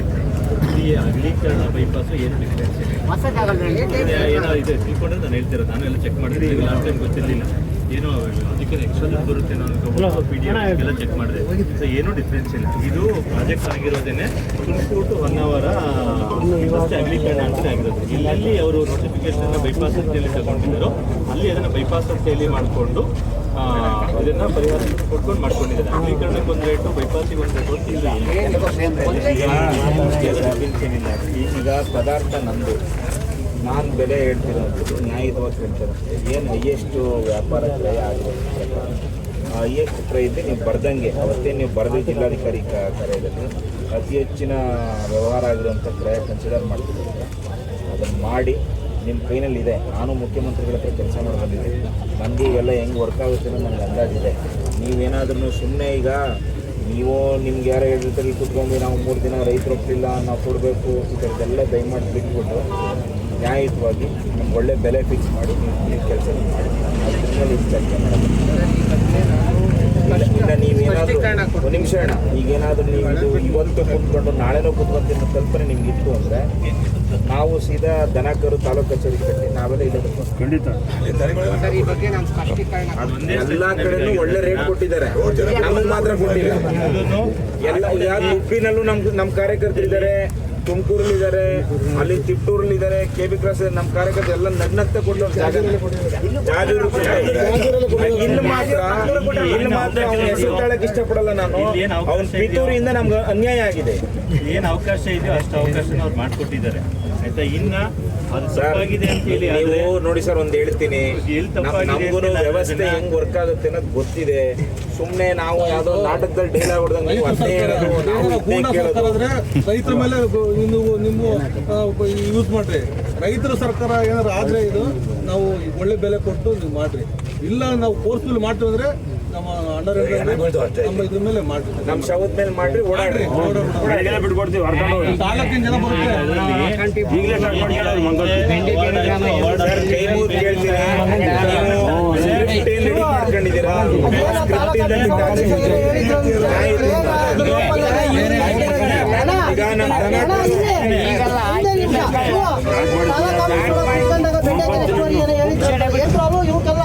ಇಂದ ಈಗ ನಮ್ಮ ಪ್ರಥಮ ಬಾರಿಗೆ ನಮ್ಮಪ್ಪ ಕೂಡ ಹೆಬ್ಬೆಟ್ಟು, ಇವರು ಹೆಬ್ಬೆಟ್ಟು ಹಾಕ್ಕೊಂಡು ಸೈನ್ ಹಾಕ್ಕೊಂಡಾರೆ. ಹಿಂಗೆ ನಮ್ಮಪ್ಪರ ಸೈನ್ ಹಿಂಗೆ ಅಲ್ಲಿಗೆ ಹೋಯ್ದಾನೆ. ನಮ್ಮ ಅಪ್ಪರ ಹೊಸ ನೋಟಿಫಿಕೇಶನ್ ಬಂದ್ರೆ ಜಾಗ ಬಿಡು. ಒಂದು ಎರಡನೇದು, ಇವರು ಅವತ್ತೆಲ್ಲ ನಮ್ಮ ಅಪ್ಪರಿಗೆ ಮೋಸ ಮಾಡಿದ್ದಾರೆ. ಇವತ್ತು ನಾವು ಯುವಕರಿದ್ದೀವಿ, ಅವ್ರ ಗೊತ್ತ ನಾವು ಇವತ್ತು ತೊಡೆ ತಟ್ಟು ಇಲ್ಲೇ ಮಾಡ್ಕೊಳ್ಳೋದಾಗ ಇಲ್ಲ ಒಂದೊಂದು ಪಾರ್ಟಿ ಶಿಕ್ಷೆ ಕೊಡಿಲ್ಲ. ಇಲ್ಲ, ಇವ್ರು ಕೇಳಿದ ಪಾಯಿಂಟ್ಗೆ ಸರ್ ಒಂದು ಹೇಳ್ತೀನಿ. ನಾನು ಜಮೀನು ತಗೊಳ್ತೀನಿ ಇವ್ರ ತಂದೆ ಹತ್ರ. ನಮ್ಮ ಅಜ್ಜಿನ ಆಸ್ತಿ ನಾನು ಕೇಸ್ ಹಾಕ್ತೀನಿ. 18 ವರ್ಷ ಮೇಲ್ಪಟ್ಟ ಒಂದು ಸೈನ್ ತಗೊಳ್ತೀನಿ, ನೀವೇ ಕಾನೂನು ಹೇಳ್ತೀರಿ, ಕೋರ್ಟ್ಗೆ ಬರುತ್ತೆ. ಇದು ಗೌರ್ಮೆಂಟ್ ಲ್ಯಾಂಡ್ಗೆ ಅಪ್ಲೈ ಆಗಲ್ಲ. ಇವ್ರೇನು ಹೇಳ್ತಾರೆ, ಇವ್ರ ತಂದೆ ಹತ್ರ ಹೆಬ್ಬೆಟ್ಟು ಹಚ್ಕೊಂಡು ಈಗ ಇವರು ಈಗ ಮುಂದಿನ ಪೀಳಿಗೆ ಇವೊಂದು ಮಕ್ಕಳದು ಸೈನ್ ಆಗಬೇಕಲ್ಲ. ಈಗ ಇಲ್ಲಿ ಅವಾರ್ಡ್ಗಳನ್ನು ಕೊಡುವಾಗ ಪೇಮೆಂಟ್ ಮಾಡುವಾಗ ಇಂಡೆಮ್ನಿಟಿ ಬಾಂಡ್ ಅಂತ ಹೇಳ್ತಾರೆ. ಅದ್ರಲ್ಲಿ ಎಲ್ಲರೂ ಒಪ್ಪಿಗೆ ಕುಟುಂಬವನ್ನು ಕೂಡ ತಗೊಂಡು ಯಾರಿಗೆ ದುಡ್ಡು ಕೊಡಬೇಕು ಅಂತ ಹೇಳಿ ಅವರಿಗೆ ದುಡ್ಡು ಕೊಡಬೇಕು. ಇಲ್ಲ, ನಂದು ಒಪ್ಪಿಗೆ ಇಲ್ಲ, ನಾನು ಹಾಕಿಲ್ಲ ಸೈನ್. ಅಲ್ಲ ಇಲ್ಲಿ ಅವ್ರು ಹೇಳಿ ಲ್ಯಾಂಡ್ ಅಕ್ವಿಜಿಷನ್ ಭೂ ಸ್ವಾಧೀನದಲ್ಲಿ ಒಂದು ಸೆಂಟ್ರಲ್ ಗೌರ್ಮೆಂಟ್ ನಮ್ಮನ್ನು ಏನು ಹೇಳಲ್ಲ ಕೇಳಲ್ಲ, ಒಂದು ನೋಟಿಫಿಕೇಶನ್ ಮಾಡ್ತಾರೆ. ನೋಟಿಫಿಕೇಶನ್ ಮಾಡಿದ ಮೇಲೆ ಒಂದು ಪ್ರಿಲಿಮಿನರಿ ನೋಟಿಫಿಕೇಶನ್ ಮಾಡ್ತಾರೆ. ಅವಾಗ ನೋಟಿಫಿಕೇಶನ್ ಮಾಡಿದಾಗ ಅಬ್ಜೆಕ್ಷನ್ಸ್ಗಳನ್ನು ಹಿಯರ್ ಮಾಡ್ತಾರೆ. ಅದು ಯಾರ ಹೆಸರಲ್ಲಿದೆ ಏನು ಅನ್ನೋದನ್ನ ಹಿಯರಿಂಗನ್ನು ಮಾಡ್ತಾರೆ. ಅಲ್ಲಿ ಅಬ್ಜೆಕ್ಷನ್ಸ್ಗಳು ಅಥವಾ ಕೋರ್ಟಲ್ಲಿ ಏನಾದ್ರು ಕೂಡ ಇದ್ರೆ ಅದನ್ನ ಡಾಕ್ಯುಮೆಂಟನ್ನು ಕೊಡ್ತೀರಿ. ಅದಾದಮೇಲೆ ಫೈನಲ್ ನೋಟಿಫಿಕೇಶನ್ ಕೂಡ ಆಗೋಯ್ತು. ಫೈನಲ್ ನೋಟಿಫಿಕೇಶನ್ ಆದಮೇಲೆ ನೀವು ಸ್ಕ್ರಿಪ್ಟ್ ಬಿಟ್ಟು ಆಚೆ ಬನ್ನಿ. ನಾನು ಕಾನೂನು ಬಿಟ್ಟು ಏನು ಹೇಳೋಕ್ಕಾಗಲ್ಲ.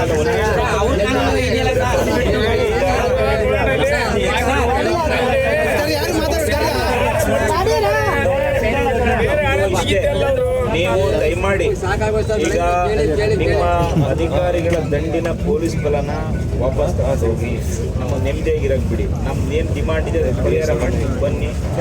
ನಾವು ಸೇಮ್ ಡೈಲಾಗ್, ನಾವು ಕೂಡ ಒಂಚೂರು ಬಾರ್ಕೊಂಡು ಕೆಲಸ ಏನು ಹೊಡಿಬೇಡ್ರಿ ಸರ್. ನಮ್ದು ಇರೋದು ಈಗ ದಯವಿಟ್ಟು ರಸ್ತೆ ಮಾಡೋದಕ್ಕೆ ಅವಕಾಶ ಮಾಡಿಕೊಡಿ ಅಂತ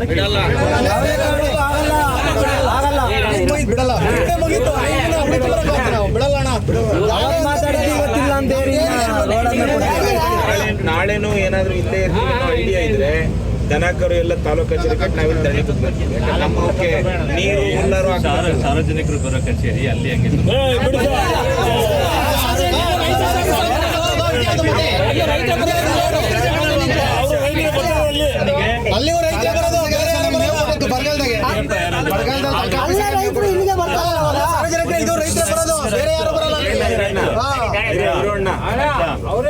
ಕಾನೂನಿನ ಪ್ರಕಾರವಾಗಿ ಎಷ್ಟು ಪರಿಹಾರ ನಿಗದಿ ಮಾಡಿದ್ರು ಅಷ್ಟು ಪರಿಹಾರಗಳನ್ನ ಸರ್ಕಾರದಿಂದ ಕೊಡಿಸ್ಬೇಕು. ಅದನ್ನ ಪರಿಹಾರ ಕೊಡದಲ್ಲಿ ನಾನು ಕೂಡ ಕೆಲಸ ಮಾಡೋದಕ್ಕೆ ಒಪ್ಪಲ್ಲ. ಸೊ ಅದಕ್ಕೆ ಪರಿಹಾರ ಅಂತಕ್ಕಂಥ ಕಣ್ಣೊರ್ಸ ತಂತ್ರಕ್ಕೆ ಡಿಸ್ಪ್ಯೂಟ್ ಇದೆ. ನಾವು ಇದನ್ನು ಒಪ್ತಾ ಇಲ್ಲ. ಸೊ ಅಷ್ಟು ಪರಿಹಾರಗಳನ್ನ ಅವರು ಕೊಟ್ಟಿದ್ದಾರೆ ಅಂತ ಅಂದ್ರೆ ಅದು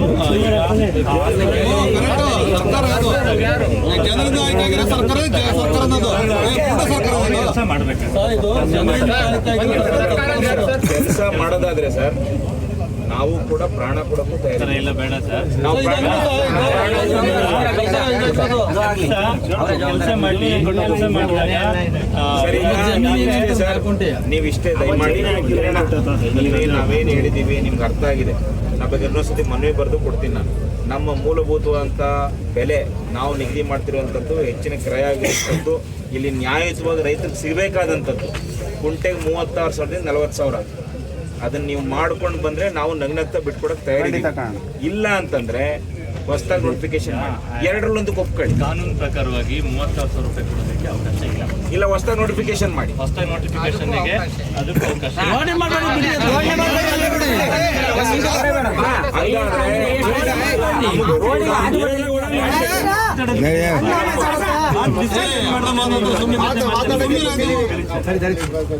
ಅದಕ್ಕೆ ಹೊಸದಾಗಿ ನೋಟಿಫಿಕೇಶನ್ ಮಾಡೋದಕ್ಕೂ ಕೂಡ ಅವಕಾಶಗಳಿಲ್ಲ. ಒಂದ್ಸಲ ನೋಟಿಫಿಕೇಶನ್ ಆದ್ಮೇಲೆ ಈಗ ನಿಮ್ದು ಏನಂತ ಎಲ್ಲದೂ ಏನು ಪ್ರಶ್ನೆಗಳು ಅಂತಂದ್ರೆ ಕಾಂಟ್ರಾಕ್ಟರ್ ಚೇಂಜ್ ಆದ್ರೂ ಇದು ಕೂಡ ಹೊಸ ಟೆಂಡರ್ ಆಗಿ ಹೊಸ ನೋಟಿಫಿಕೇಶನ್ ಮಾಡಬೇಕು ಕಾಂಟ್ರಾಕ್ಟರ್ ನಮಗೂ ಸಂಬಂಧ ಇಲ್ಲ, ಸರ್ಕಾರಕ್ಕೂ ನಮಗೂ ಅಷ್ಟೇ.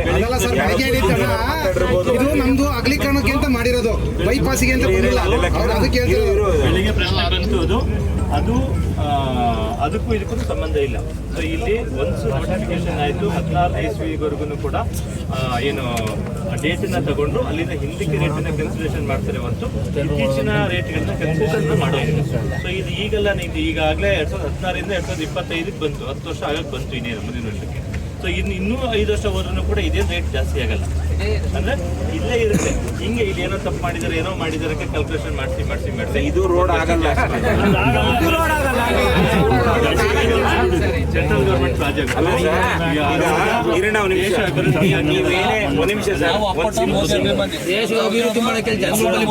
ನಾವು ಮೋದಿಗೆ ನಾವಂತೂ ಯಾವ ಬಿಜೆಪಿ ಬಿಟ್ಟು ಯಾವ್ದು ವೋಟ್ ಹಾಕಲ್ಲ. ಓಡ್ ಆಗ್ಬೇಕು, ನೀವು ರೈತರಿಗೆ ಪರಿಹಾರ ಕೊಡ್ಬೇಕು, ಮಾಡ್ಬೇಕು. ಆಗ್ಬಿಟ್ಟು ನಮ್ಮೆಲ್ಲ ಸವಾರಿ ಪರಿಹಾರನ ಈಗ ಪರಿಹಾರನ ಕೊಟ್ಟಿದ್ದಾರೆ. ಪರಿಹಾರ ಕಡಿಮೆ ಆಯಿತು. ಕಡಿಮೆ ಆಗಿರೋದೇನು, ಒಂದು ವೇದಿಕೆ ಇತ್ತು. ಒಂದು ವೇದಿಕೆ ಅಂದ್ರೆ DC ವೇದಿಕೆ ಇತ್ತು. ನೀವು ಅಲ್ಲಿಗೆ ಹೋದ್ರಿ, ಪ್ರಶ್ನೆ ಮಾಡಿದ್ರಿ, ಒಂದಷ್ಟು ದುಡ್ಡು ಬಂತು. DC ಅವರು ಒಪ್ಕೊಂಡ್ರು, ಇಲ್ಲಿ ಶಾಸಕ ಅದನ್ನು ತಪ್ಪಿಸ್ತಾ. ಅದಾದ್ಮೇಲೆ ಈಗ ಇದನ್ನ ನಾನು ಮಾಡಿದ್ರೆ ಇನ್ನೇನು ಆಗುತ್ತೆ ಅಂತೇಳಿ ಒಂದ್ಸಲ DC ಆರ್ಬಿಟ್ರೇಷನ್ ಆರ್ಡರ್ ಮಾಡಿ ಇವ್ರು ಅವಾರ್ಡ್ ಪಾಸ್ ಮಾಡಿದ್ರೆ ಮತ್ತೆ DCಗೆ ಅಪೀಲ್ ತಗೊಳ್ಳೋಕೆ ಅವಕಾಶ ಇಲ್ಲ. ಸೊ ಹಂಗಾಗಿ ಅವರು ಸೆಷನ್ ಕೋರ್ಟಿಗೆ ಹೋಗ್ಬೇಕಾಗುತ್ತೆ, ಡಿಸ್ಟ್ರಿಕ್ಟ್ ಕೋರ್ಟಿಗೆ ಹೋಗ್ಬೇಕಾಗುತ್ತೆ. ಡಿಸ್ಟ್ರಿಕ್ಟ್ ಕೋರ್ಟಿಗೆ ಹೋಗಿ ಅಲ್ಲಿ ಎಷ್ಟು ಅವಾರ್ಡ್ ಆಗುತ್ತೋ ಅದನ್ನ ಸೇರಿಸಿ ಕೊಡೋದಕ್ಕೆ ಇವರು ಕೊಡ್ತಾರೆ. ಸೊ ಹಾಗಾಗಿ ಅದು ಆರ್ಡರ್ಗಳು ಕ್ಯಾನ್ಸಲ್ ಆಗ್ತದೆ. ಅದನ್ನ ಮಾಡ್ದಲೇನೆ ನೀನು ಮಾಡೋದಕ್ಕೆ ಅಂತ ರಾಷ್ಟ್ರಪತಿ ಇದ್ರದ್ನೇ ವಾಪಸ್ ಹಣಗಾಯ್ತೆ, DC ವಾಪಸ್ ಹಣಗಾಗಲ್ಲ ಸರ್. ಇಲ್ಲ ಅಲ್ಲ, ನೀವು ಕಾನೂನಾಗ ಹೇಳ್ತಿರಲ್ಲ, ಕಾನೂನಾಗ ಎಲ್ಲರೂ ಇದೆ, ಮಾಡೋದು ಯಾವ್ದು ಇಲ್ಲ. ವಾಪಸ್ ಮಾಡೋದಕ್ಕೆ ರಾಷ್ಟ್ರಪತಿ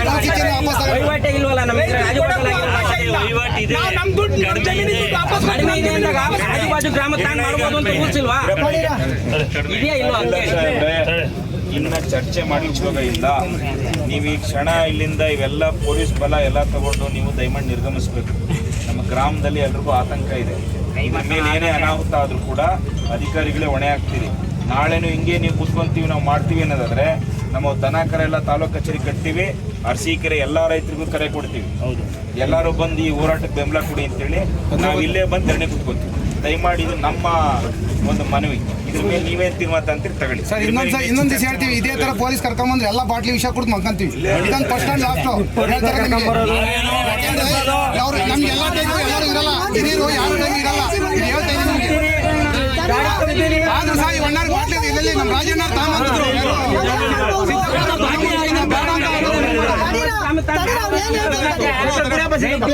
ಪರಿಹಾರಗಳನ್ನ ಅವರು ಕೊಟ್ಟಿದ್ದಾರೆ. ಕೊಟ್ಟಿರೋದು ತಪ್ಪಾಗಿದೆ ಅನ್ಕೊಂಡ್ಬಿಟ್ಟು ಒಂದು ಮೇಲ್ಮನವಿ ಪ್ರಾಧಿಕಾರಕ್ಕೆ ಹೋಗಿದ್ದೀರಿ. ಅವರು ಒಂದಷ್ಟು ಆದೇಶ ಮಾಡಿಕೊಟ್ಟಿದ್ದಾರೆ. ಅದಂತೂ ಆ ಆದೇಶಕ್ಕೆ ಶಾಸಕ ಅವರು ಮಾಡ್ಕೊಂಡು ಆಸಿಡ್ ಹಾಕಿ ಕೆಡಿಸ್ತಾ ಅದನ್ನ ಇವ್ರು ಮಾಡ್ಕೊಂಡು ಬಂದಿದ್ದಾರೆ. ಅದರಂತೆ ನೀವು ಅವಾರ್ಡನ್ನ ತಗೊಳ್ಳಿ, ಅವಾರ್ಡನ್ನ ತಗೊಳ್ಳಿ. ಬೆಳಿಗ್ಗೆಯಿಂದ ನಿಧಾನಕ್ಕೆ ಮಾತಾಡ್ತೀನಿ ಕೂಡ ಹೇಳಿದ್ದೀನಿ ಆಯ್ತಾ. ಇದಾದ್ಮೇಲೆ ಇನ್ನ ಅವರು ಇದನ್ನ ಈ ಲ್ಯಾಂಡ್ ಬಂದು ಈಗ NHAಗೆ ಹ್ಯಾಂಡ್ ಓವರ್ ಆಗಿದೆ. ಸೊ ಆಯ್ತಾ. ಸೊ ಅಲ್ಲಿ ರಸ್ತೆನ ಮಾಡಲೇಬೇಕು. ರಸ್ತೆ ಈಗ ನೋಟಿಫಿಕೇಶನ್ ಆಗಿರೋದ್ರಿಂದ ರಸ್ತೆ ಮಾಡಲೇಬೇಕಾಗಿದೆ. ಅವ್ರು ರಸ್ತೆ ಮಾಡೋದಕ್ಕೆ ಅವಕಾಶ ಮಾಡಿ ಕೊಡಿ.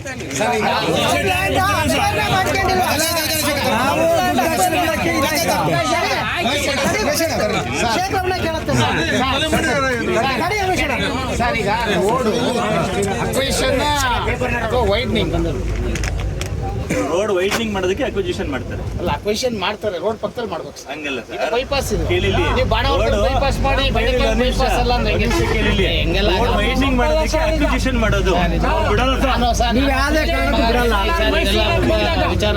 ಬೈಪಾಸ್ ಅಂತ ನಿಮ್ಮ ಅಧಿಕಾರಿಗಳಿಗೆ ಸಮಸ್ಯೆ ಅವ್ರಿಗೆ ನಾವು ಬಂದಿದ್ರೆ ನಮ್ಗೆ ಹೇಳಿ ಬೈಪಾಸ್ ಅಂತ ಮಾಡ್ಕೊಡ್ಬೇಕು. ನಿಮ್ಮನ್ನ ಯಾವ್ದಾರ ಕಾಣಶಕ್ತಿ ಊರಲ್ಲಿ ದುಡ್ಡು ಕೊಡಬೇಡ ಉದ್ದಾರ ಆಗ್ಬಿಡ್ತಾರೆ ಅಂತ ಸಂಬಂಧ ಇಲ್ಲ ಅಂತ ಹೇಳಿದ್ರಲ್ಲ. ಇದು ನೋಡೋಣ. ನೀವು ನಿಮಿಷ ಅರಸೀಕೆರೆ ಇತಿಹಾಸದಲ್ಲಿ ಇಂಥ ಹೋರಾಟ ಆಗಿಲ್ಲ. ಅಂತ ಹೋರಾಟ ಕೈ ತಗೋತೀವಿ ನಾವು. ಸುಮ್ಮನೆ ಇದನ್ನೇನೋ ನಾವು ಕೇಳ್ಕೊಂಡು ಒಪ್ಕೊಂಡ್ರಲ್ಲ ಇವತ್ತು ಇಂಜೆಕ್ಷನ್ ಬಿಟ್ಬಿಟ್ಟು ಬೇರೆ ದಿನದಲ್ಲಿ ಇಷ್ಟು ಬೀರ್ ಚೇಂಜ್ ಆಗ್ಬಿಟ್ಟಲ್ಲ. ಏನಾದ್ರು ಇಂಜೆಕ್ಷನ್ ಕೊಟ್ರೆ ಯಾರವ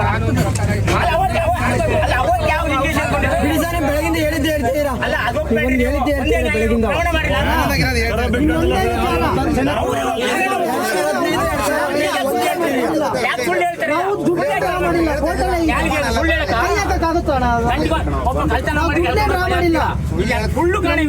ಕೈ ಹಾಕಿಲ್ಲ. ಒಬ್ಬ ರೈತ ಮೋಸ ಮಾಡಿದ್ರೆ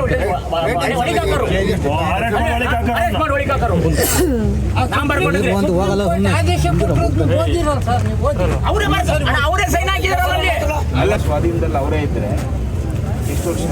30 years. ಒಂದೊಂದು ಪದ ಹೇಳ್ತೀರಿ ಅಲ್ಲ ಭೋಜನ ಅದೇನೊಂದು ಕಾನೂನು ಐತಲ್ಲ. Advance position government land 30 years, private land 12 to 13 years. 3 ವರ್ಷ ನಾವು ಹೇಳಿದಕ್ಕೆಲ್ಲ ಎಲ್ಲರೂ ಹೇಳ್ತಾರೆ ಅದೇ ರೈತರು ಅವ್ರಿಗೆ ಹಾಸ್ಪಿಟಲ್ ಸೇರ್ಕಂತ ನಾವು ಶಿವಲಿಂಗ ಅವ್ನು ಬಿಸಾಕ್ಬಿಟ್ಟು ರೈತರ ಪರವಾಗಿ ತೀರ್ಮಾನ ತಗೊಳ್ಳಿ. ಅದ್ರ ಬಗ್ಗೆ ಬನ್ನಿ ನಾವೇ ಬರ್ತೀವಿ. ಬೇಡ ಇನ್ನು ಏನ್ ಪ್ರಶ್ನೆ ತಡಿಯಪ್ಪ, ಇನ್ನು ಕೇಳಿ ನಾನು ಕ್ಲಾರಿಫೈ ಮಾಡಿದ್ರೆ ಜಾಗ ಬಿಡ್ತೀವಿ, ಇಲ್ಲ ಅಂದ್ರೆ ನಮ್ಮ ಪ್ರಾಣ ಜಾಸ್ತಿ ಮಾತಾಡೋದು ಬೇಡ. ನೀವು ಏನಾರ ಲಾಠಿ ಚಾರ್ಜ್ ಮಾಡೋದು ಸತ್ಯ ಅಂದ್ರೆ ನೀವು ಹೇಳೇ ಬಿಟ್ಟು ಅನೌನ್ಸ್ ಮಾಡಿ. 36,000 ಮಾಡೋದಕ್ಕೆ ಇದನ್ನ ಪತ್ರ ಕೊಡಲಿರ್ತೀನಿ. 36,000 ರಿಜಿಸ್ಟ್ರೇಷನ್ ಆಗಿರ್ತೀನಿ. ಇಲ್ಲ ಸರ್, ನೀವು ಮಾಡಿರೋದು ನಮ್ಮ ಅಪ್ಪದ ಎಬ್ಬೆಟ್ಟು ಈ 36,000 ರೂಪಾಯಿ ಮಾಡ್ಸೋಣ ನಾನು ಹೇಳ್ತೀನಿ. ಆಯ್ತಾ? ನೀವೇ ಹೇಳಿದ್ರೆ ಸರ್ 50,000 ಅದೆಲ್ಲ ಯಾವ್ದು 36,000 ಜಾಜೂರ್ ತಗೊಂಡು ಮಾಡಿಕೊಡಿ ಅಷ್ಟೇ. ಈಗ ಅದು ರೂಲ್ಸ್ ಇದೆ ಅವ್ರ ರೈತರೆಲ್ಲ ಒಂದೇ ಸರ್. ಅದಿದೆ ತಾನೇ. ಜಾಜೂರು ರೈತರು ಒಂದೇ, ಬೇಡಿಕೆ ರೈತರು ಒಂದೇ. ಕೇಳಲ್ಲ ಸರ್. ಆ ರೂಲ್ಸ್ ಇಲ್ವಾ?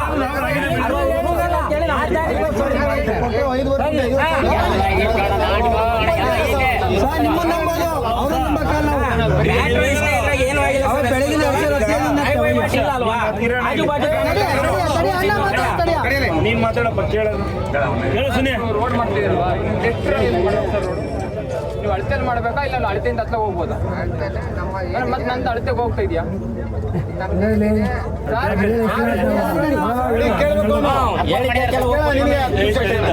ತಪ್ಪಾಗಿತ್ತು. ಜಗದೀಶ್ ಸರ್ ಬಂದಿದ್ದಾಗ ಎಲೆಕ್ಷನ್ ಟೈಮಲ್ಲಿ ಬಂದಿದ್ದಾಗ ಅದು ಸರಿ ಮಾಡಿಕೊಟ್ಟು ಸರ್ ಅವ್ರಿಗೂ ಹೇಳಿದ್ದೀನಿ ಸರ್ ನಾನು ಸರಿ ಮಾಡಿಕೊಟ್ಟಿದ್ದಾರೆ.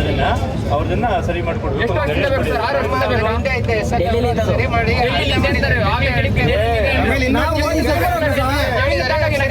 ಸಂತೋಷಣ. ಇಲ್ಲೊಬ್ರದ್ದು ಇದೆ ಎಸ್ ಇದು, ಅವ್ರು ಏನು ಕೊಟ್ಟೇ ಇಲ್ಲ, ವಾಪಸ್ ತಗೊಂಡಿದ್ದಾರೆ. ತಿನ್ನಕ್ಕೆ ಜೀವನ ಮಾಡಕ್ ಅದೇ ಇರೋದು. 4 ವರ್ಷ ಈಗ ಮತ್ತೆ ಈಗ 36,000 ರೂಪಾಯಿ ಇದೆಯಲ್ಲ, 36,000 ರೂಪಾಯಿಂದು ನಿಮ್ದು 36, 50,000 ರೂಪಾಯಿಂದ ಈ ಡೇಟಿನ ಒಳಗಡೆ ಇತ್ತು. ಒಳಗಡೆ ಇದ್ದು ಕೇಳಿ ನಮಗೆ ಇಲ್ಲಿ ಬುದ್ದಾಡಿ ನಿಂತ ವಾದ ಮಾಡಿ 7,000 ಮಾತಾಡಿ ಮತ್ತೆ ನನಗೆ ಸಾಕಾಗ್ಬಿಟ್ಟಿದೆ. 5-6 ವರ್ಷ ಡಿಸಿ ಆಫೀಸಲ್ಲಿ ಏನ್ ಮಾತಾಡಿದ್ವಿ, 1,26,000 ರೂಪಾಯಿ ಅಂತ ಹೇಳಿದ್ರಲ್ಲ, ಅದನ್ನ ಹಾಕೊಟ್ರೆ ನಾವು ಓಡ್ಬಿಡ್ತೀವಿ. ಇಲ್ಲ ಅಂದ್ರೆ ನಾನು ವ್ಯಾಲ್ಯೂಯೇಷನ್ ಇದ್ರ ಮೇಲೆ ಕೊಡ್ತೀನಿ. ಅವತ್ತು ಅವ್ರೆಲ್ಲ ಏನ್ ಬುದ್ಧಿ ಇರ್ಲಿಲ್ಲ, ಅವ್ರಿಗೆ ಲೆಕ್ಕ ಮಾಡ್ಬೇಕಾರೆ 20,000 ಹಾಕ್ಬೇಕಾರೆ ಸೈನ್ ಹಾಕ್ಬೇಕಾರೆ ಅವ್ರಿಗೆ ಬುದ್ಧಿ ಇರ್ಲಿಲ್ಲ ಸರ್. ಅವತ್ತು ಲೆಕ್ಕ ಮಾಡ್ಬೇಕಾರೆ ಅವ್ರಿಗೆ ದೇವ್ರ ಬುದ್ಧಿ ನ್ಯಾಯ ಮಾತಾಡಿ ಸರ್. ಒಪ್ಕೊಂಡ್ರೆ ಅವತ್ತು ಎಲ್ಲರೂ ಒಪ್ಕೊಂಡ್ರೆ ಲೆಕ್ಕ ರಾತ್ರಿ 2 ಗಂಟೆ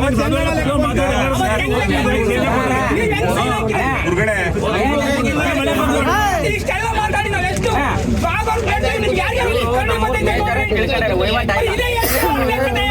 ಮಾರಕ್ಕೆ ಯಾರೋ ಇರ್ತಾರೆ. ನಾವು ರಾತ್ರಿ 8 ಗಂಟೆವರೆಗೂ ಸಮಯ ಕೊಡ್ತೀವಿ. ನಮ್ಮ ದನಲ್ಲಿ ಉಪವಾಸ ಆಫೀಸರಿಗೆ ನಮ್ಮವರು, ನಾನೊಬ್ಬ ಇಲ್ಲೇ ಕೂತಿರ್ತೀನಿ. ನೀವೇನಾದ್ರು ನಾನು 8 ಗಂಟೆ ಒಳಗೂ ನೀವು ತೆರವಾಗದೆ ಇದ್ರೆ ದನ ಕರುಲಿ ರಾತ್ರಿನೇ ತಮ್ಮ ತಾಲೂಕು ಕಚೇರಿ ನಾವು ಬಂದು ಧರಣಿ ಕೂತ್ಕೊಂತೀವಿ. ನಮ್ಗೆ ದನ ಕರು ಹುಲ್ಲು ಹಾಕಿ ನೀರು ಹಾಕಿ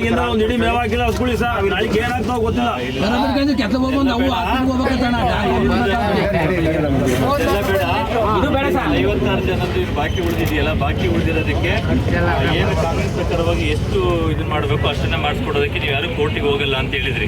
ಕೋರ್ಟಿಗೆ ಅಂತ ಅಂದ್ರೆ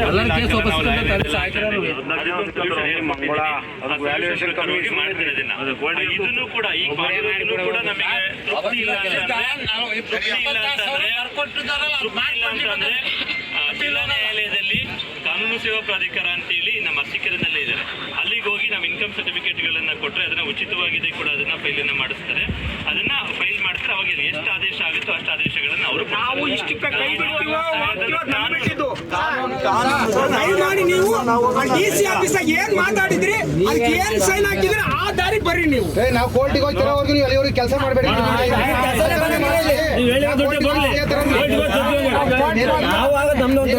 ಕೆಲಸ ಮಾಡಕ್ ಬಿಡಲ್ಲ.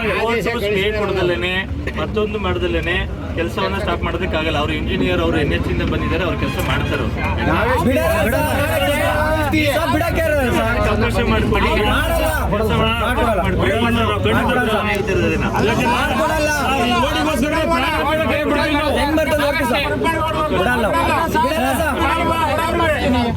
ಸರ್ ಇವತ್ತೇ ಕಂಡೀಷನ್ ಅಲ್ಲ, ಅದು 4 ಗುಂಟೆ 5 ಗುಂಟೆ ಎಕ್ಸ್ಟ್ರಾ ತಗೊಂಡಿದ್ದೀರಲ್ಲ, 4 ವರ್ಷ ಆದ್ರೂ ವಾಪಸ್ ಹಾಕಿಲ್ಲ. ಪಾಪ ಇದೆ ಹಾಕಿಲ್ಲ, ಮತ್ತೆ ಹಾಕಿಲ್ಲ. ಅದು 4 ವರ್ಷ ಆದ್ರೂ ಮತ್ತೆ ರಿಟರ್ನ್ ಬಂದಿಲ್ಲ. ಈಗ ಯಾರ್ಯಾರು ಹಾಲು ಕರಿಬೇಕಲ್ಲಣ್ಣ, ನಾನ್ ಕೂತಿರ್ತೀನಿ, ಇವೆಲ್ಲ ಹಾಲು ಕರ್ಕೊಂಡ್ ಬರೋಗ್ರಿ.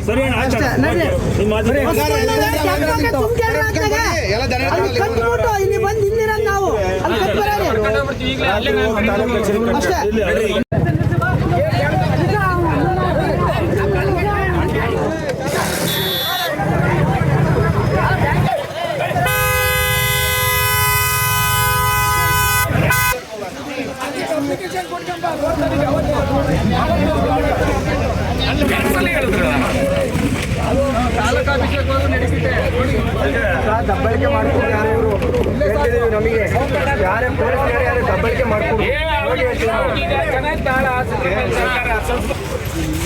ಹೊರಟ್ಬಿಡ್ಲಿ ಸರ್. ನಾವು ಯಾವುದೇ ತೊಂದರೆ ಮಾಡಲ್ಲ. ಗ್ರಾಮದ ಮುಖ್ಯಸ್ಥರಿದ್ದೀರಿ, ಸಂತೋಷ್ ಸರ್ ಬಂದಿದ್ದಾರೆ. ದಯವಿಟ್ಟು ನಾವೆಲ್ಲ ಡಿಸ್ಪೋಸ್ ಆಗ್ತಾ ಇದ್ದೀವಿ. ತಹಸೀಲ್ದಾರ್ಗೂ ನಾನು ಹೇಳಿದ್ದೆ, ಹೇಳಂಗಿಲ್ಲ ನಮ್ಮ ಕೆಲಸ. ಆ ವೆಹಿಕಲ್ಗಳನ್ನ ದಯಮಾಡಿ ಹೋಗುತ್ತೆ, ಎಲ್ಲ ಹೋಗುತ್ತೆ, ಎಲ್ಲ ಕಳಿಸಿ. ನೀವು ತೆರವು ಮಾಡ್ತೀನಿ, ನಾವು ತೆರವು ಅವ್ರು ಕಳಿಸ್ತೀನಿ. ಈಗ ಅವ್ರ ಜೊತೆ ಅವ್ರ ವೆಹಿಕಲ್ ಆಯ್ತು ಸರ್, 5 ಮಿನಿಟ್ಸ್ ನೀವು ಕೂಡ ನಮ್ಮ ಆಯ್ತು ಹೋಗ್ತೀವಿ ಸರ್.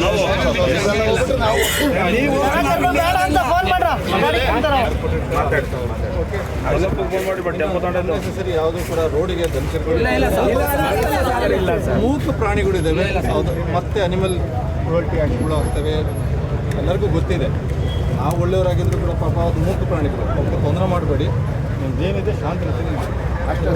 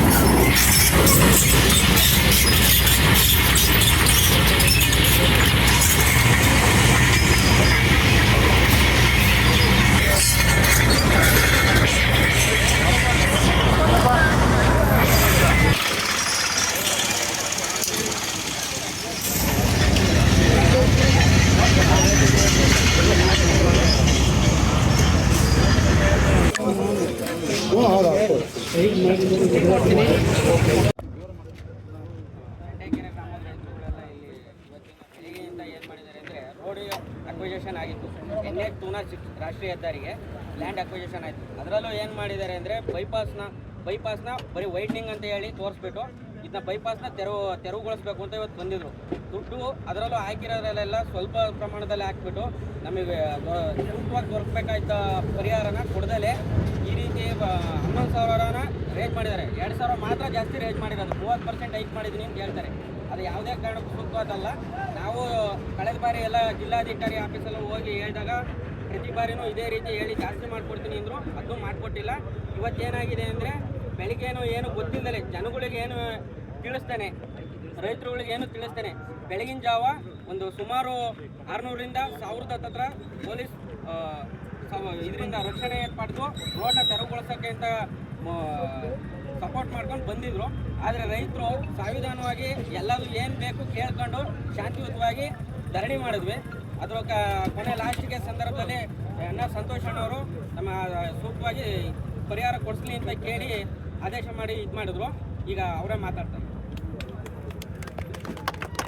ಈಗ ನಾವೀಗ ಬೆಂಡೆಕೆರೆ ಗ್ರಾಮದಲ್ಲಿ ನಿಂತಿದ್ದೇವೆ. ನಮ್ಮೆಲ್ಲ ರೈತ ಬಾಂಧವರು ನಾವೆಲ್ಲ ಒಟ್ಟಿಗೆ ಇದ್ದೇವೆ. ತಡೀರಂತೇಳಿ ಇವತ್ತು ನಾನು ನನ್ನ ವೈಯಕ್ತಿಕವಾದ ಕಾರ್ಯಕ್ರಮ ಇತ್ತು ಅಂತೇಳಿ ಅರಸೀಕೆರೆಯಿಂದ ಹೊರಗಿದ್ದೆ. ಇವತ್ತು ಏಕಾಏಕಿ ಒಂದು ದೊಡ್ಡ ಪೊಲೀಸ್ ಪಡೆಯೊಂದಿಗೆ ಅಧಿಕಾರಿ ವೃಂದ ನಾವೇನು ದೇಶದ ಅಭಿವೃದ್ಧಿಗೆ ಜಮೀನು ಕೊಡಲ್ಲ ಅಂತ ಯಾವುದೇ ರೈತ ಇವತ್ತು ಹೇಳ್ತಾ ಇಲ್ಲ. ನಾವು ಕೊಡೋಕ್ಕೆ ತಯಾರಿದ್ದೀವಿ. ಆದರೆ ಇದು ನಮ್ಮ ತುತ್ತಿನ ಚೀಲ. ಇಲ್ಲಿ ಯಾರು ಜಮೀನ್ದಾರರಿಲ್ಲ. ಎಲ್ಲ 20 ಗುಂಟೆ, 30 ಗುಂಟೆ, 35 ಗುಂಟೆ ಈ ಥರ 1 ಎಕರೆ ಒಳಪಟ್ಟಿರ್ತಕ್ಕಂಥ ರೈತರು ಹೆಚ್ಚಿನ ಭಾಗದಲ್ಲಿರುವಂಥ ಜಮೀನು ಇವತ್ತು ಕೈಬಿಟ್ಟು ಹೋಗ್ತಾ ಇದೆ. ಸೂಕ್ತವಾದಂಥ ಪರಿಹಾರ ಕೊಡಿ, ಒಳ್ಳೆ ಬೆಲೆ ನಿಗದಿ ಮಾಡಿ ಅಂತೇಳಿ ನಮ್ಮ ಬೇಡಿಕೆ ಬಿಟ್ಟರೆ ಮತ್ತೇನೂ ಇಲ್ಲ. ಮತ್ತು ನಮ್ಮ ಬೇಡಿಕೆನ ಶಾಂತಿಯುತವಾಗಿ ಅತ್ಯಂತ ನಿಧಾನವಾಗಿ ನಾವು ಅಧಿಕಾರಿಗಳಿಗೆ ಮನವರಿಕೆ ಮಾಡಿಕೊಡೋ ಪ್ರಯತ್ನ ಹಲವಾರು ತಿಂಗಳುಗಳಿಂದ ವರ್ಷಗಳಿಂದ ಮಾಡಿದ್ರು ಕೂಡ ಇಲ್ಲಿನ ಸ್ಥಳೀಯ ಶಾಸಕ ಶಿವಲಿಂಗೇಗೌಡರು ಇದರ ವಿರುದ್ಧವಾಗಿ ರೈತರಿಗೆ ಭೂ ಪರಿಹಾರ ಕೊಡೋದಕ್ಕೂ ಕೂಡ ರಾಜಕಾರಣ ಮಾಡುವಂಥ ನೀಚ ಪ್ರವೃತ್ತಿಗಳಿರೋದನ್ನು ಖಂಡಿಸ್ತೇನೆ. ಇನ್ನೇನಾದ್ರೂ ಈ ಮುಖಾಂತರ ನಾನು ಆಡಳಿತ ವರ್ಗಕ್ಕೆ ನಮ್ಮ ಸಂದೇಶ ಏನು ಅಂತಂದರೆ, ದಯಮಾಡಿ ನಿಮ್ಮಲ್ಲಿ ಮನವಿ ಮಾಡ್ಕೊಳ್ತೇನೆ, ನೀವೇನಾದ್ರು ಬಲ ಪ್ರಯೋಗ ಮಾಡಿ ಇವತ್ತು ಒಬ್ಬ ರೈತರಿಗೆ 5 ಜನ ಪೊಲೀಸ್ ಅಧಿಕಾರಿಗಳಿದ್ದಾರೆ. ಇದೇ ಕೆಲಸ ಮೊನ್ನೆ ನಡೆದಂಥ RCB ವಿಜಯೋತ್ಸವದ ಸಂದರ್ಭದಲ್ಲಿ ಏನಾದರೂ 5 ಜನಕ್ಕೆ ಒಬ್ಬ ಪೊಲೀಸ್ ಅಧಿಕಾರಿ ಇದ್ದಿದ್ರು 11 ಜನರ ಜೀವ ಉಳಿತಾ ಇದೆ. ದಯಮಾಡಿ ಅಧಿಕಾರದ ಬಲವನ್ನು ಈ ರೀತಿ ದುರ್ಬಳಕೆ ಆಗೋದು ಬೇಡ. ನಾವು ಈ ಮಣ್ಣಿನ ಮಕ್ಕಳು, ನಾವು ರೈತರು, ನಾವು ಶಾಂತಿಯುತವಾಗಿರ್ತೀವಿ, ನಾವು ಪ್ರಾಣ ಕೊಡ್ತೀವಿ ಹೊರತು ನಾವು ಯಾವ ಕಾರಣಕ್ಕೂ ನಾವು ಆಡದಂಥ ಮಾತಲ್ಲಿ ರಾಜಿ ಆಗೋದಿಲ್ಲ. ಈ ಮುಖಾಂತರ ನಾನು ತಿಳಿಸೋದಕ್ಕೆ ಇಷ್ಟಪಡ್ತೇನೆ, ನಾವು ಕೂತು ನೀವು ಮಾತಾಡಿ, ನಮಗಾಗಿರೋಂಥ ಅನ್ಯಾಯ ಅಧಿಕಾರಿಗಳಿಗೆ ಮನವರಿಕೆ ಆಗ್ತಾ ಇದೆ, ಅವ್ರಿಗದು ಅರ್ಥ ಆಗ್ತಿದೆ. ಪಾಪ ಅವ್ರನ್ನ ಕಾಣದ ಕೈಯೋದಕ್ಕಿಂತ ಈ ಸ್ಥಳೀಯ ಶಾಸಕ ಶಿವಲಿಂಗೇಗೌಡ ಅವ್ರ ಕೈ ಬಾಯಿ ಕಟ್ಟಾಗ್ತಾ ಇದ್ದಾನೆ. ಇದನ್ನು ನಾವು ಸಹಿಸೋದಿಲ್ಲ. ಏನಾದರೂ ಮುಂದಿನ ದಿನಗಳಲ್ಲಿ ಇದನ್ನು ಸೂಕ್ತವಾದ ರೀತಿಯಲ್ಲಿ ಬಗೆಹರಿಸ್ತಾ ಇದ್ದರೆ ಉಗ್ರವಾದಂಥ ಹೋರಾಟ ಕೈಗೆ ತೊಗೊಳ್ಬೇಕಾಗುತ್ತೆ. ಇವತ್ತೇನು ನಮ್ಮ ಬೆಂಡೆಕೆರೆ ಗ್ರಾಮದ ರೈತ ಬಾಂಧವರಲ್ಲಿ ನಾವೆಲ್ಲರೂ ಕೂತು ಸಮಕ್ಷಮ ನಮ್ಮ ನಾಯಕರುಗಳು, ನಮ್ಮ ಭೋಜ ನಾಯಕರಿರ್ಬೋದು, ಬೈರ್ಗೊಂಡಳ್ಳಿ ಉಮೇಶ್ ಅವರು ಇರ್ಬೋದು, ನಮ್ಮ ರಾಜಣ್ಣ ಅವರು ಇರ್ಬೋದು, ನಮ್ಮ ಈ ಭಾಗದ ಅಶೋಕಣ್ಣ ಇರ್ಬೋದು, ನಮ್ಮ ಮನು ಇರ್ಬೋದು, ನಮ್ಮ ವಿಜಯಣ್ಣ, ರವಿ ಎಲ್ಲ ಸೇರಿದಂತೆ ನಮ್ಮೆಲ್ಲ ನಾಯಕರುಗಳು ಇವತ್ತೆಲ್ಲ ನಾವಿಲ್ಲಿ ಸೇರಿದ್ದೀವಿ. ನಮ್ಮದು ಒಂದೇ ಮಾತು, ಒಂದೇ ಧ್ವನಿ. ನಾವು ಈ ಗೋಮಾತೆಯ ಮಡಿಲಿನ ಮಕ್ಕಳು. ನಮ್ಮ ತುತ್ತಿನ ಚೀಲನ ಬಲವಂತ ಮಾಡಿ ಕಿತ್ಕೊಳ್ಳಿಕ್ಕೆ ಹೋಗ್ಬೇಡ್ರಿ, ಕೈ ಮುಗಿದು ಕೇಳ್ಬೋದು. ನೀವೇನಾದರೂ ಆ ಬಲ ಪ್ರಯೋಗ ಮಾಡಿದ್ರೆ ಅದು ನಮ್ಮ ಹೆಣದ ಮೇಲೆ ಮಾತ್ರ ಅನ್ನೋ ಮಾತನ್ನು ನಾನು ಹೇಳ್ತಾ ಇದ್ದೇನೆ. ಇದನ್ನೇನಾದ್ರು ಮುಂದಿನ ದಿನದಲ್ಲಿ ಮತ್ತೆ ಈ ರೀತಿ ಘಟನೆ ರಿಪೀಟ್ ಆದರೆ, ಮತ್ತೊಮ್ಮೆ ಈ ರೀತಿ ನಡೆದರೆ ಅರಸೀಕೆರೆ ತಾಲೂಕು ಬಂದು ಕರೆ ಕೊಡಬೇಕಾಗತ್ತೆ. ಇಡೀ ತಾಲೂಕಿನ ರೈತರ ಎಲ್ಲ ದನ ಕರುಗಳ ರಾಸುಗಳನ್ನ ತಾಲೂಕು ಕಚೇರಿ ಕಟ್ಟಬೇಕಾಗತ್ತೆ. ಇವತ್ತು ಇಡೀ ದಿನ ರೈತನ ದುಡಿಮೆ ವ್ಯರ್ಥ. ಇವತ್ತು ಬೆಂಡೆಕೆರೆ ರೈತರು ಬೆಳಗಿಂದ ಸಂಜೆವರೆಗೂ ಆತಂಕದಲ್ಲಿ ಇಲ್ಲಿ ಕುಂತ್ರಲ್ಲ. ದನ ಕರುಗೆ ನೀರಿಟ್ಟಿಲ್ಲ, ರಾಸುಗಳಿಗೆ ಮೇವಾಕಿಲ್ಲ. ಒಂದು ದಿನ ಹಾಲು ಕರೀದೇ ಇದ್ರೆ 2 ದಿನ ಬಿಟ್ಟು 1 ದಿನ ಬಿಟ್ಟು ಕೆಚ್ಚಲು ಭಾವ ಆಗುತ್ತೆ. ಯಾರು ಸ್ವಾಮಿ ಇದಕ್ಕೆಲ್ಲ ಪರಿಹಾರ ಕೊಡೋದು? ನೀವು ಸ್ವಲ್ಪ ಮನುಷ್ಯತ್ವದಿಂದ ಮಾನವೀಯತೆಯಿಂದ ಯೋಚನೆ ಮಾಡಬೇಕಪ್ಪ. ಮನೆಯಲ್ಲಿ 2-3 ಜನ ಇರ್ತೀವಿ, ವಯಸ್ಸಾದಂಥವ್ರು ಇರ್ತಾರೆ. ಇವತ್ತು ಹಸು ಕರನ್ನ ಹೊರಗೆ ಕಟ್ಟಿಲ್ಲ, ಮನೆ ಒಳಗೆ ಕಟ್ಟಿ ಹುಲ್ಲಾಕದೆ ಇವತ್ತು ಅವಕ್ಕೆಲ್ಲ ಮೂಕ್ ಪ್ರಾಣಿಗಳಿಗೆ ತೊಂದರೆ ಕೊಟ್ಟರಲ್ಲ. ಅನಿಮಲ್ ಕ್ರೂಯಲ್ಟಿ ಆ್ಯಕ್ಟ್ ಇದಕ್ಕೆ ಬರೋದಿಲ್ವೇ? ದಯಮಾಡಿ ಬಲ ಪ್ರಯೋಗ ಮಾಡೋದನ್ನು ನೀವು ತಲೆಯಲ್ಲಿದ್ರೆ ತೆಗೆದಾಕಿ. ನಾನು ನಮ್ಮ ತಹಶೀಲ್ದಾರ್ ಅವರು, ಸಂತೋಷ್ ಅವರು, ಈ ಮಣ್ಣಿನ ನಮ್ಮ ತಾಲೂಕಿನ ಮಗ, ಅವರಲ್ಲೂ ಮನವಿ ಮಾಡ್ತೇನೆ. ಈ ರೀತಿ ಯಾರ್ದೋ ಚಿತಾವಣೆ. ಅಧಿಕಾರ ಯಾವನಿಗೂ ಶಾಶ್ವತ ಅಲ್ಲ. ಇವತ್ತು ಅವನ ಮೇಲೆ ಇರ್ತಾನೆ, ನಾಳೆ ನಾನು ಆಗ್ಬೋದು. ಅಧಿಕಾರ ಶಾಶ್ವತ ಅಲ್ಲ. ಸರ್ಕಾರಗಳು ಬದಲಾಗ್ಬೋದು, ಆದರೆ ರೈತನ ಹೊಟ್ಟೆ ಮೇಲೆ ಹೊಡೆಯುವಂಥ ಕೆಲಸ ಯಾರು ಕೂಡ ಮಾಡಿದವರು ಇವತ್ತಿನವರೆಗೂ ಯಾರು ಉದ್ಧಾರ ಆಗಿಲ್ಲ. ನೀವು ಒಬ್ಬ ರೈತರ ಮಕ್ಕಳಿರ್ತೀರಿ, ಇಲ್ಲಿ ಬಂದಿರತಕ್ಕಂಥ ಪೊಲೀಸ್ನವರು ಭಾಳಷ್ಟು ಜನ ರೈತರ ಮಕ್ಕಳಿದ್ದೀರಿ. ನಾವು ಪ್ರಾಮಾಣಿಕವಾಗಿ ನಮ್ಮ ಬೇಡಿಕೆ ಸರಿ ಇದೆ ಅಂತ ನಿಮ್ಗೆಲ್ಲರಿಗೂ ಮನವರಿಕೆ ಆಗಿದೆ. ದಯಮಾಡಿ ರೈತರ ಮೇಲೆ ಲಾಠಿ ಅಂತಂಥ ಸರ್ಕಾರ ಯಾವುದು ಕೂಡ ಉಳಿದಿಲ್ಲ. ಇದನ್ನು ಗಮನದಲ್ಲಿ ಇಟ್ಕೊಳ್ಳಿ. ಈಗಾಗಲೇ ರಾಜ್ಯದಲ್ಲಿ ನಡೆದಿರ್ತಕ್ಕಂಥ ಹಲವಾರು ಜನ ಅಧಿಕಾರಿಗಳ ಅಮಾನತ್ತು, ಸಸ್ಪೆಂಡ್ ಇವೆಲ್ಲ ನೀವು ನೋಡ್ತಾ ಇದ್ದೀರಿ. ದಯಮಾಡಿ ಅಲ್ಲಿವರೆಗೂ ವಿಷಯ ಹೋಗುವಂಥದ್ದಲ್ಲ. ಇದನ್ನು ಇಲ್ಲಿಗೆ ಬಿಡಬೇಕು. ನಮ್ಮನ್ನು ನ್ಯಾಯಯುತವಾಗಿ ಕರೆಸಿ ನಮ್ಮ ಬೇಡಿಕೆ ಈಡೇರಿಸಿ ನೀವು ಬನ್ನಿ. ನಮಗೆ ಸೂಕ್ತವಾದ ಬೆಲೆ ಕೊಟ್ಟು ನೀವು ಬನ್ನಿ. ಒಂದು ತಮ್ಮಿಗೆ ಹಾಲು ಕೊಟ್ಟು ನಾವು ಕೆಲಸ ಮಾಡಿಸ್ತೀವಿ. ಇದು ಎಲ್ಲ ರೈತರು, ಬೆಂಡೆಕಾಯಿ ರೈತರ ಪರವಾಗಿ ನಾನು ಮಾತು ಕೊಡ್ತಾ ಇದ್ದೀನಿ. ಆದರೆ ನಮಗೆ ಸೂಕ್ತವಾದ ಬೆಲೆ ಕೊಡದೆ ಬಲಪ್ರಯೋಗ ಮಾಡ್ತೀನಿ ಅಂತೇಳಿ ನೀವು ಮುಂದಾದರೆ ಖಂಡಿತ ಅದನ್ನು ಕನಸಿನಲ್ಲೂ ನೀವು ಕಾಣಬೇಡ್ರಿ. ಅಂಥ ಉಗ್ರವಾದ ಹೋರಾಟ ಮಾಡೋಕ್ಕೂ ಎಲ್ಲ ರೈತರ ಪರವಾಗಿ ನಾನೇ ಈ ಮಾತನ್ನು ಹೇಳ್ತಾ ಇದ್ದೀನಿ. ಭಾರತ್ ಮಾತಾ ಕಿ, ಭಾರತ್ ಮಾತಾ ಕಿ, ಭಾರತ್ ಮಾತಾ ಕಿ, ಭಾರತ್ ಮಾತಾ ಕಿ, ಬೋಲೋ ಭಾರತ್ ಮಾತಾ ಕಿ. ರೈತ ಹೋರಾಟಕ್ಕೆ, ರೈತ ಹೋರಾಟಕ್ಕೆ, ನ್ಯಾಯವಾದ ಬೆಲೆಗಾಗಿ ನಮ್ಮ ಹೋರಾಟಕ್ಕೆ, ನ್ಯಾಯವಾದ ಬೆಲೆಗಾಗಿ ನಾವು ಮಾಡ್ತಿರುವಂತ ಹೋರಾಟಕ್ಕೆ ಒಗ್ಗಟ್ಟಿನಲ್ಲಿ ಒಗ್ಗಟ್ಟಿನಲ್ಲಿ ಒಗ್ಗಟ್ಟಿನಲ್ಲಿ ನಾವೆಲ್ಲ ಒಂದು, ನಾವೆಲ್ಲ ಮಣ್ಣಿನ ಮಕ್ಕಳು, ನಾವೆಲ್ಲ ಒಂದು, ನಾವೆಲ್ಲ ಮಣ್ಣಿನ ಮಕ್ಕಳು, ನಾವೆಲ್ಲ ಒಂದು, ನಾವೆಲ್ಲ ಒಂದು, ನಾವೆಲ್ಲ ಒಂದು.